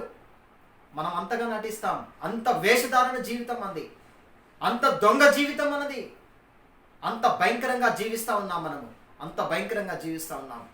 అంత వేషధారణ జీవితం. ముందుకు కనిపించడానికి ఏమి లేనట్టుగా కనిపిస్తాం. సేవకుడు కనిపించినప్పుడు ఏమి లేనట్టుగానే ఉంటాం, లోపల మాత్రం చేసేదంతా చేస్తూనే ఉంటాం. దేవుని ఇంటికి వచ్చినప్పుడు మాత్రము ఎంతో పరిశుద్ధంగా, పవిత్రంగా కనిపిస్తాం. కానీ బయట మాత్రం మనం చేసేదంతా చేస్తాం. అంత వేషధారణ జీవితము ప్రపంచంలో ఎవరికి కూడా ఈ యొక్క బహుమతులు, అవార్డులు దొరకవు. ఒక క్రైస్తవులకి ఇవ్వచ్చు. నిజంగా చెప్పాలంటే వారంతా భయంకరమైనటువంటి నటనా జీవితం జీవిస్తూ ఉన్నారు. పైకి నవ్వుతారు, లోపల చేసేదంతా చేస్తారు. ఎవరి కోసము ఇవన్నీ? దేవుడు మెచ్చుకుంటాడా ఇవన్నీ చేస్తే? మనుషులకు నచ్చే విధముగా మనం ఉండకూడదు. దేవునికి నచ్చే విధంగా చేయి. దేవుని సంతోషపెట్టు. నిన్ను దేవుని యొక్క మందిరముగా చేసుకున్నాడు. ఆత్మ సంబంధమైన మందిరముగా నిన్ను కడతా వచ్చినాడు. జీవం గల దేవుని సంఘముగా నిన్ను చేస్తూ వచ్చినాడు. మన ఇష్టానుసారంగా చేసుకోవడానికి కాదు. దేవుడు ఆయన తాను అందులో నివాసము చేయడానికి ఆయన కట్టుకున్నాడు దాన్ని. ఆయన అందులో నివాసము చేయనిస్తున్నావా? క్రీస్తును అందులో ఉండనిస్తున్నావా? బయటికి తన్ని వెళ్ళగొడుతున్నావు ప్రతిరోజు కూడా నీ ప్రవర్తన ద్వారా. నీ యొక్క వ్యర్థమైన జీవితమును బట్టి క్రీస్తును తన్ని బయటికి వెళ్ళగొడుతున్నావు. ఎంత దౌర్భాగ్యమైన స్థితిలో దిగజారిపోయినామో చూడండి. కనీసము కొంత బాధ కూడా లేదా? కొంత కనికరం కూడా లేదా మనకి? నీ ఇష్టానుసారంగా టీవీలో ముందు కూర్చొని సినిమాలు చూస్తున్నావే, సీరియల్ చూస్తున్నావే. అసలు ఎంత బుద్ధి జ్ఞానం ఉందా? ఎంత భయంకరమైన జీవితం జీవిస్తున్నాం మనము. నీ కొరకు లోకంలో ఎవరైనా ప్రాణం పెట్టినారా? ఎవరు కూడా పెట్టలేదు. నీ కొరకు సమస్తమును నిన్ను ప్రేమించి నీ కొరకు త్యాగము చేసి ఆయన శిలువలో ఆయన అప్పగించుకొని నీ కొరకు ప్రాణం పెట్టి సమాధి చేయబడి తిరిగి లేస్తే నీ ఇష్టానుసారమైనటువంటి జీవితం జీవించడానిక ఆయన నీ కొరకు ప్రాణం పెట్టింది. ఆయన ఎంత దుఃఖపడుతున్నాడు, ఎంత బాధపడుతున్నాడో నీకేం తెలుసు? ఎప్పుడైనా దేవుని ప్రేమిస్తే ఆయనలో ఉండినటువంటి బాధ నీకు తెలుస్తుంది. ఎప్పుడైనా ఆయనని ఇష్టపడితే ఆయన ఎంతగా నీ కొరకు వేదన పడుతూ ఉన్నాడో, ఎంతగా దుఃఖించి ఏడుస్తూ ఉన్నాడో అప్పుడు నీకు అర్థమవుద్ది. అంతవరకు నీకు అర్థం కాదు. ఎంత వాక్యం చెప్పినా ఈ చెవులో వినడం, ఈ చెవులో వదిలిపెట్టడము, ఇదే మనం నేర్చుకున్నాము. ఇదే మనం నేర్చుకున్నది అంతా. ఒక చెవులో వినడము, ఒక చెవులో వదిలిపెట్టుకోవడము. దేవుని వాక్యం వినడం, పక్కకు పోవడం, దులుపుకోవడం, మళ్ళీ అదే చేయడము. ఒక క్రైస్తవులు ఇదేనా మనం చేయవలసింది? జీవించే ఇంకా ఆఖరి రోజుల్లో ఉంటున్నాము. యేసుక్రీస్తు ప్రభు యొక్క రాకడ సమీపంలో ఉంటుంది. ఎప్పుడు దేవునికి నమ్మకంగా జీవిస్తావు? ఇంకా దేవుని ఎదుట నమ్మకంగా ఎప్పుడు వరకు ఇంకా ఉండలేకపోతావు? ఆఖరి దినాల్లో ఉంటున్నాం. భయంకరమైనటువంటి రోజులు సమీపిస్తూ ఉన్నాయి. దినదినము బయట వాతావరణం పరిస్థితులు చూస్తూ ఉంటే క్రీస్తు యొక్క రాకడ సమీపంగా ఉందని మనకు అర్థమవుతా ఉంది. ఎంతవరకు ఈ యొక్క రెండు రకాలైనటువంటి జీవితం మనం జీవిస్తాం? క్రీస్తు కొరకు త్యాగం చేసుకోవా? క్రీస్తు కొరకు సమర్పణ చేసుకోవా? ఇంత భయంకరమైన జీవితం అవసరమా మనకి? జీవించే కొద్ది కాలమైనా మనం క్రీస్తు కొరకు నమ్మకంగా మనం జీవించాలని తీర్మానం చేసుకొని వెళ్తాం. ఎన్నోసార్లు మనము తీర్మానాలు చేసుకుంటున్నాము, కానీ ఇంటికి పోవడము యథావిధి జీవితం. మరలా తిరిగి వాక్యం పక్కకు పోవడం అదే జీవితం. మరలా తిరిగి ఎన్నిసార్లు దేవుని దుఃఖపరుస్తూ ఉన్నాం. మన యొక్క ఆలయాన్ని అని అంటున్నాడు. ఇది దేవుని, చూడండి చదవండి ఆ మాట ఒకసారి. మీరు దేవుని ఆలయం అయి ఉన్నారని, దేవుని ఆత్మ మీలో నివసించుచున్నాడని మీరు ఎరగరా? ఎందుకు ఎరుగుతాం మనము? సాతానుడు లోపల నుండి పరిపాలిస్తూ ఉన్నాడు. క్రీస్తు ఆయన సంఘాన్ని కట్టుకొని లోపల ఆయన నివాసము చేస్తూ ఉంటే సాతానుని కానీ లోపలికి పంపించి ఆయనను బయటికి పంపించేసి దర్జాగా ఎంజాయ్ చేస్తూ ఉన్నావు. ఇదేనా క్రైస్తవ జీవితం అంటే? దేవుని కొరకు ఎప్పుడు నమ్మకంగా జీవిస్తావు? నిత్య నరకాగ్నిలో పోయి వేదన పడుతూ యాతన పడుతూ ఆ ధనవంతుడు ఏ రీతిగా అయితే బాధపడుతూ ఉన్నాడో అటువంటి భయంకరమైన జీవితం కోరుకుంటున్నావా? ఈ లోకంలో తిన్నాడు, తాగినాడు, సుఖించినాడు, పోయి నరకంలో నరక యాతన పడుతూ ఉన్నాడు. దేవుని కొరకు ఎప్పుడు సమర్పణ కలిగినటువంటి జీవితంతో జీవిస్తావు? ఇప్పటికైనా తీర్మానం చేసుకో. ఇప్పటికైనా తీర్మానం చేసుకో. దేవుడు మనల్ని కనికరించడానికి సిద్ధంగా ఉంటున్నాడు. ఇక్కడ అంటున్నాడు కదా, ఆయన యొక్క ఆలయాన్ని మనం పాడు చేద్దని అంటున్నాడు. దేవుని యొక్క సంఘముగా, దేవుని యొక్క ఆత్మ సంబంధమైన మందిరముగా, జీవముల దేవుని సంఘముగా మనల్ని కట్టుకున్నాడు. మనల్ని నివాసము చేయాలని దేవుడు ఇష్టపడతా ఉన్నాడు. ఆ రీతిగా నిజంగా మనము పశ్చాత్తాప హృదయముతో మనము దేవుని సన్నిధికి వచ్చినట్లయితే వెళ్ళిపోయినటువంటి ఆయనను మరలా తిరిగి రప్పించుకో. ఈ యొక్క ఆలయాన్ని పరిశుద్ధపరచుకో. దేవుడు మరలా తిరిగి రావడానికి సిద్ధంగా వచ్చినాడు. ఇంతవరకు ఈ యొక్క ఆలయాన్ని అంతటి కూడా పాడు చేసేసినావు. దీన్ని ఒక దొంగల గుహగా చేసేసినావు. వ్యభిచారపు ఇల్లుగా చేసేసినావు దీనిని. క్రీస్తును బయటికి వెళ్ళగొట్టేసినావు. తిరిగి క్రీస్తును రప్పించుకో. దేవుడు రావడానికి సిద్ధంగా ఉంటున్నాడు. ఆయన తలుపు దగ్గర ఉండి తట్టుతా ఉన్నాడు. ఎవడు తలుపు తీస్తాడని చెప్పేసి తలుపు తట్టుతా ఉన్నాడు.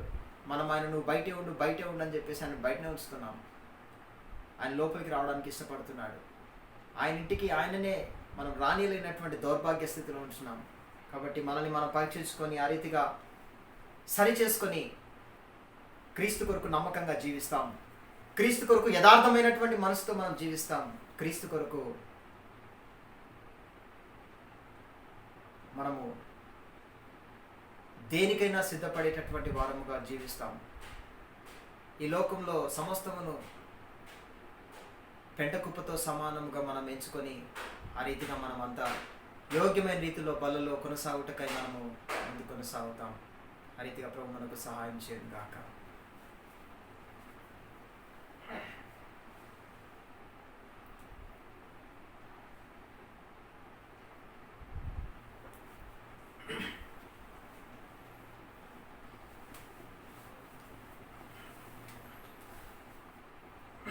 ప్రేమలైన తండ్రి, పరిశుద్ధులైన దేవ, నమ్మదగిన తండ్రి, ఘనమైన పాదములకు వందనాలు చెల్లిస్తున్నాం. ఇంతవరకు మీ కృపలో భద్రపరిచి సహాయం చేస్తూ వచ్చినందుకై మీకు ఎంతో వందనాలు. మా ప్రియ పరలోకపు తండ్రి, నమ్మకమైన దేవ, మీ ఘనమైన పాదములకు వందనాలు చెల్లిస్తున్నాం. మరి మీ యొక్క వాక్యము ద్వారా మీరు మాట్లాడుతూ వచ్చిన ప్రతి మాటను బట్టి మీకు వందనాలు. ఈ రీతిగా ప్రతి విషయంలో కూడా మీకు ఆపుదల భద్రతనిచ్చి మీ యొక్క వాక్యము చేత మమ్మల్ని దర్శించి మాట్లాడుతూ వచ్చినారు. అవును ప్రభా, మరి మందిరము సంఘమును గురించినటువంటి సరైన అవగాహన లేనటువంటి ప్రజలము. ఆ రీతిగా మీరే దయతో జ్ఞాపకం చేసుకొని ఇది నాన్న ప్రభా, మరి మీరు మాట్లాడుతూ వచ్చిన ప్రతి మాటను బట్టి మీకు వందనాలు. 4 గోడలతో కట్టబడినటువంటి హస్తకృతాలయంలో మీరు నివసించారని సెలవిస్తూ వచ్చినారు. ప్రభా, మరి మమ్మల్ని ఎంతగానో మీరు ప్రేమించినారు. ప్రేమించిన తర్వాత ప్రభా, మరి ఈ యొక్క సంఘమును ప్రేమించి ఆ రీతిగా మిమ్మల్ని మీరు అప్పగించుకున్నారు. మీరు అప్పగించిన తర్వాత ప్రభా, ఈ సంఘాన్ని కట్టడానికి ఇష్టపడినటువంటి గొప్ప దేవుడు ప్రభా, మరి ఆత్మ సంబంధమైన మందిరముగా నన్ను మీరు కడతా వచ్చినారు. నా సంఘము నేను కట్టుదునని సెలవిచ్చి జీవం గల దేవుని సంఘముగా ప్రభా, మరి మీరు కడుతూ వచ్చినందుకై మీకు ఎంతో వందనాలు చెల్లిస్తున్నాం. మా ప్రియ పరలోకపు తండ్రి, నమ్మకమైన దేవ, యోగ్యమైన రీతిలో ప్రభా, మరి మేము ప్రవేశించుటకు ఈ రీతిగా బలులో ప్రభా, మరి మీరే కృప చూపించి సహాయం చేసి అన్ని విషయాల్లో ప్రభా, మరి మీరే సహాయం చేయండి.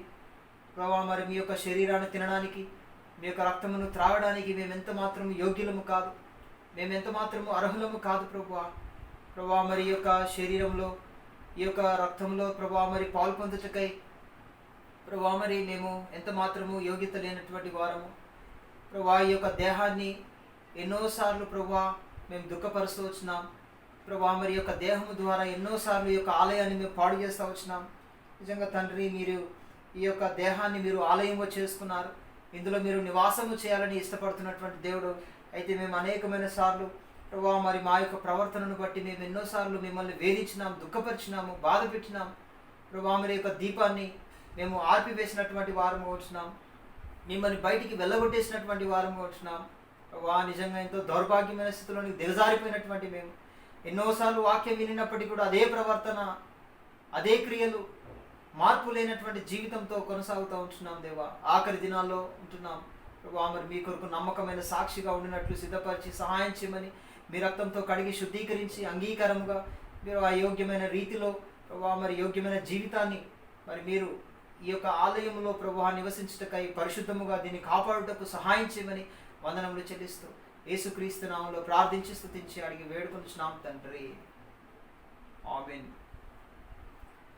ప్రభువైన యేసు తాను అప్పగింపటి రాత్రి ఒక రొట్టెనెత్తుకొని కృతజ్ఞతాస్తుతులు చెల్లించి, ఇది మీ కొరకై విరువబడిన నా శరీరము, నన్ను జ్ఞాపకం చేసుకున్నటకై దీనిని చేయడని చెప్పెను.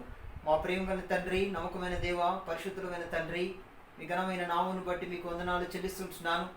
ఈ రీతిగా ప్రభువా, మరి మీ యొక్క శరీరానికి సాదృశ్యమైనటువంటి రొట్టెను మా మధ్యలో ఉంచినందుకై మీకు స్తోత్రములు.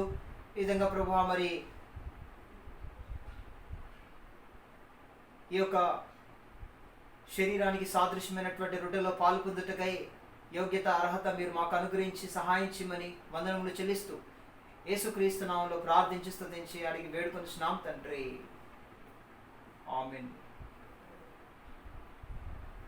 ఈ రీతిగా లేఖనానుసారంగా మరి ఎందరైతే తమను తాము పరీక్షించుకున్నారో యోగ్యమైన రీతిలో పాలు పొందుటకై మీ యొక్క కుడి హస్తాన్ని తలకు పైగా ఎత్తినట్లయితే ఈ యొక్క పాత్ర మీదకు తేబడుతుంది.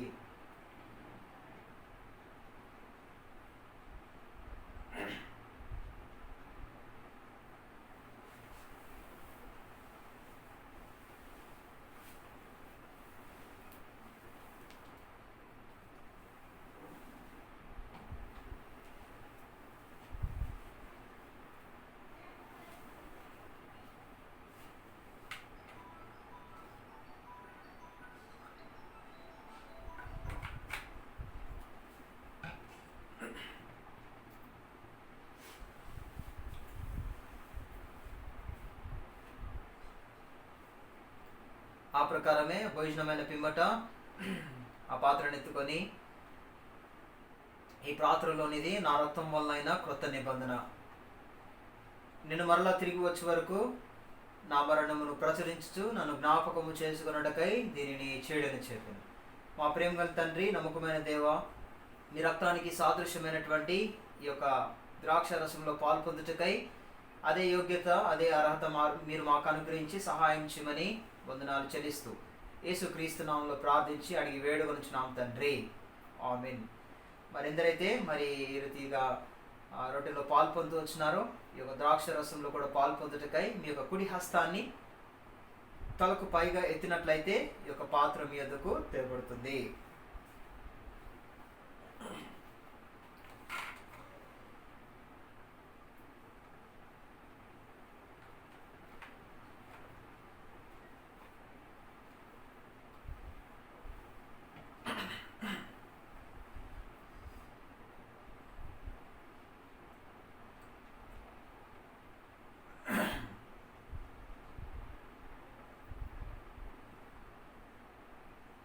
ప్రార్థన చేసుకుంటాం. మా ప్రేమగలైన తండ్రి, పరిశుద్ధమైన దేవ, నమ్మదగిన తండ్రి, మీ ఘనమైన పాదములకు వందనాలు స్తోత్రములు చెల్లిస్తుంటున్నాం ప్రభా. మరి ఇంతవరకు మీరు మాట్లాడుతూ వచ్చిన ప్రతి మాటను బట్టి మీకు వందనాలు ప్రభా. మరి మా యొక్క జీవితాలను పరీక్షించుకొని యోగ్యమైన రీతిలో ప్రవేశించుటకు బలలో ప్రభా మీరు ఎంతగానో సహాయం చేసినందుకై మీకు వందనాలు ప్రభా. మరి మిగిలిపోయిన రొట్టె ముక్కలు, మిగిలిపోయినటువంటి ద్రాక్ష రసము మరి చెదిరిపోయినటువంటి వారికి సాదృశ్యంగా ఉంటుండగా అట్లు మీరే జ్ఞాపకం చేసుకొని అట్లు మీరే కృప చూపించి సహాయం చేయమని వందనములు చెల్లిస్తూ ఉంటున్నాం ప్రభువా. మరి అట్లు మీరే కృప చూపించి అన్ని విషయాల్లో కూడా ప్రభువా మరి తిరిగి సహవాసంలో నడిపించమని ప్రార్థన చేస్తున్నాం. ప్రపంచవ్యాప్తముగా ఎంతోమంది చెదిరిపోయించున్నారు. అటు వారిని జ్ఞాపకం చేసుకొని ప్రభువా మరి సాదృశ్యంగా ఉన్నటువంటి వాటిని మీరు జ్ఞాపకం చేసుకుంటారమని మీ యొక్క హస్తాలకు అప్పగిస్తూ ఉంటున్నాం ప్రభువా. మరి అట్లు మీరే కృప చూపించము, సహాయం చేయండి. మా ప్రియ పరలోకపు తండ్రి, నమ్మకమైన దేవా, మీ ఘనమైన పాదములకు వందనాలు. అట్లు ప్రభువా మరి సంఘమును కూడా మీరు స్థిరపరిచినటువంటి మీ యొక్క ఉద్దేశాన్ని మీరు నెరవేర్చండి, సంపూర్ణం చేయము. ఆ రీతిగా ప్రభువా మరి యోగ్యమైన రీతిలో పాల్పొందినటువంటి వారందరినీ బట్టి మీకు వందనాలు ప్రభువా. మరి బలపరచండి, ఆత్మీయంగా వర్ధిల్లింప చేయండి. మరి కావాల్సినటువంటి కృపను మీరు అనుగ్రహించమని ప్రార్థన చేస్తున్నాం ప్రభువా. మరి మందిరంలో విశ్వాసులను బిడ్డలందరినీ కూడా జ్ఞాపకం చేసుకునండి. మీరు కావాల్సినటువంటి కృపనిచ్చి ముందు నడిపించమని ప్రార్థన చేస్తుంటున్నాం దేవ. మరి అట్లు బిడ్డలందరినీ కూడా మరి గర్భిణీ స్త్రీలు ఉంటున్నారు, సహోదరి దానం ఒకరికై ప్రార్థన చేస్తుంటున్నాం ప్రభావ. మరి అదే రీతిగా మరి సహోదరి కెజియా కొరకై ప్రార్థన చేస్తుంటున్నాం. తను కూడా బ్లడ్ ప్రభావ తక్కువ ఉంటుండగా బిడ్డకు అనుగ్రహించండి. ఆ రీతిగా ప్రభావ మరి హన్నా కొరకై సహోదరి కొరకై ప్రార్థన చేస్తుంటున్నాం. బిడ్డ కూడా ప్రభావ మరి బిడ్డలందరినీ కూడా మీరు ముట్టి ఆ రీతిగా మంచి బలపరచండి. వారి యొక్క బలహీనతలో బిడ్డలకు కావాల్సినటువంటి బలమును శక్తిని మీరు అనుగ్రహించమని ప్రార్థన చేస్తుంటున్నాం. కృపయు కనికరం గల దేవా, నమ్మకమైన తండ్రి, అట్లు మీరే సహాయం చేసి మీరు కృప చూపించండి. సౌడు డేవిడ్ కొరకై ప్రార్థన చేస్తున్నాం, తను కూడా మీరు బలపరచండి ప్రభా. మరి సహోదరి మంజుల కొరకై ప్రార్థన చేస్తున్నాం ప్రభా. మరి మీరే కృప చూపించండి, ఆ రీతిగా సహాయం చేయమని మీ యొక్క హస్తాలకు అప్పగిస్తూ ఉంటున్నాం. మా ప్రియ పరలోకపు తండ్రి, తన యొక్క చెస్ట్ ఆపరేషన్ విషయంలో కూడా సహాయం చేయండి. సహోదరి రావణమ్మ ఒక జ్ఞాపకం చేసుకునండి ప్రభా. మరి ఛాతి దగ్గర గడ్డ ఉంటుండగా ఆ గడ్డను కూడా ప్రభా మరి మీరే పూర్తిగా తొలగించండి. మరి ఉచితమైతే ఎటువంటి ఆపరేషన్ లేకుండానే సంపూర్ణంగా మీరు ముట్టి తాకి స్వస్థపరచండి, విడుదల చేయమని ప్రార్థన చేస్తున్నాం. సోదరి ప్రభా రూతు కొరకై ప్రార్థన చేస్తున్నాం. ఆ రీతిగా తన విషయంలో కూడా మరి ప్యాంక్రియాస్లో ఉన్నటువంటి ఇన్ఫెక్షన్ అంతటిని కూడా తొలగించండి, సహాయం చేయమని వేడుకుంటున్నాం. సోదరి జోష్న కొరకై ప్రార్థన చేస్తున్నాం. ప్రభా మరి తనకు బలహీనతలు బలపరచండి, లో బీపీ తర్వాత థైరాయిడ్స్ని కూడా కంట్రోల్లో చేయండి, ఆ రీతిగా కృప చూపించమని ప్రార్థన చేస్తున్నాం. ప్రభా మరి తన పట్ల ఎందుకు ఆ రీతిగా అవుతుందో తెలియదు కానీ ప్రభా మరి మీరే సహాయం చేయండి, కృప చూపించమని మీ యొక్క హస్తాలకు అప్పగిస్తున్నాం. ప్రభా మరి సంపూర్ణమైన విడుదలను మీరే అనుగ్రహించండి, ప్రభా మీరే మహిమ పొందుకుంటారమని ప్రార్థన చేస్తున్నాం.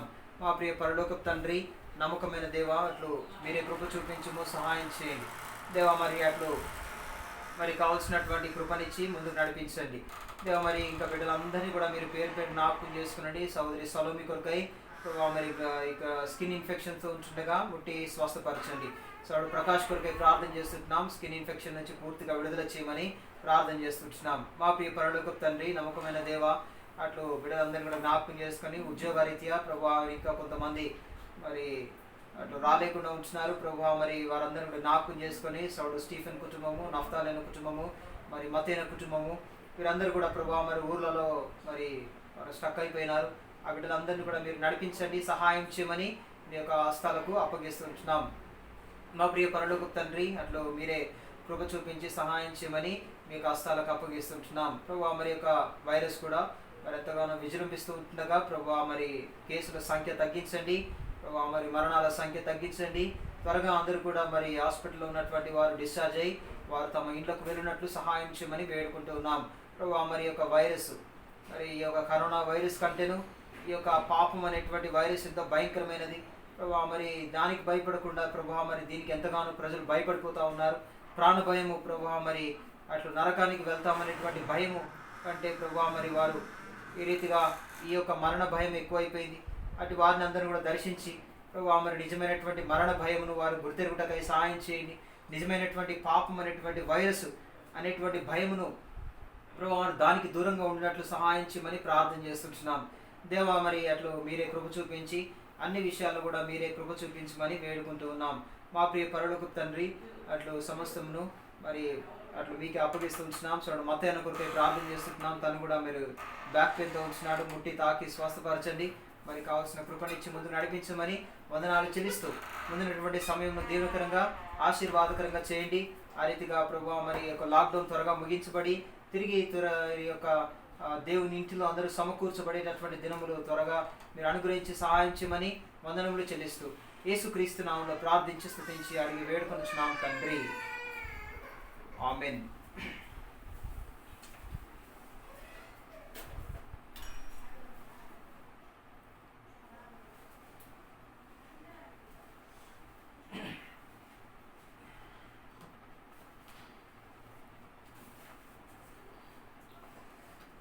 సమయంలో మరి ప్రకటనలు గమనించండి.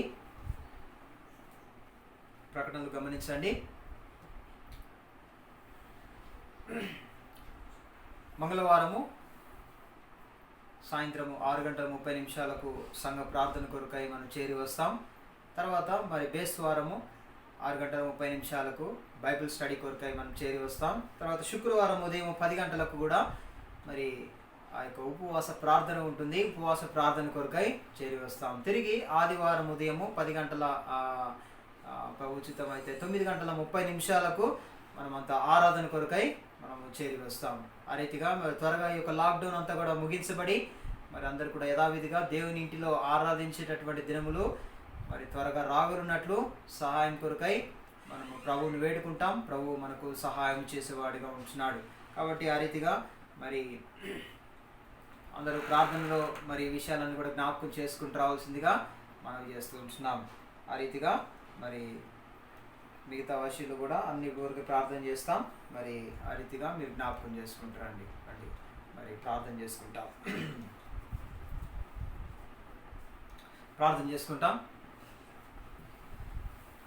మా ప్రేమమైన తండ్రి, పరిశుద్ధుడైన దేవ, నమ్మదగిన తండ్రి, యేసుక్రీస్తు ప్రభు వారి శ్రేష్టమైన ఘనమైన నామమును బట్టి వందనములు స్తోత్రములు చెల్లిస్తున్నాం దేవ. మరి మీరే జ్ఞాపకం చేసుకొని ఆరంభ ప్రార్థన, పాటలు, ఆరాధన వర్తమానము, ఆరాధించుట ప్రభు మరి ఇంతవరకు కృప చూపిస్తూ వచ్చినందుకై మీకు వందనాలు చెల్లిస్తూ ఉంటున్నాం.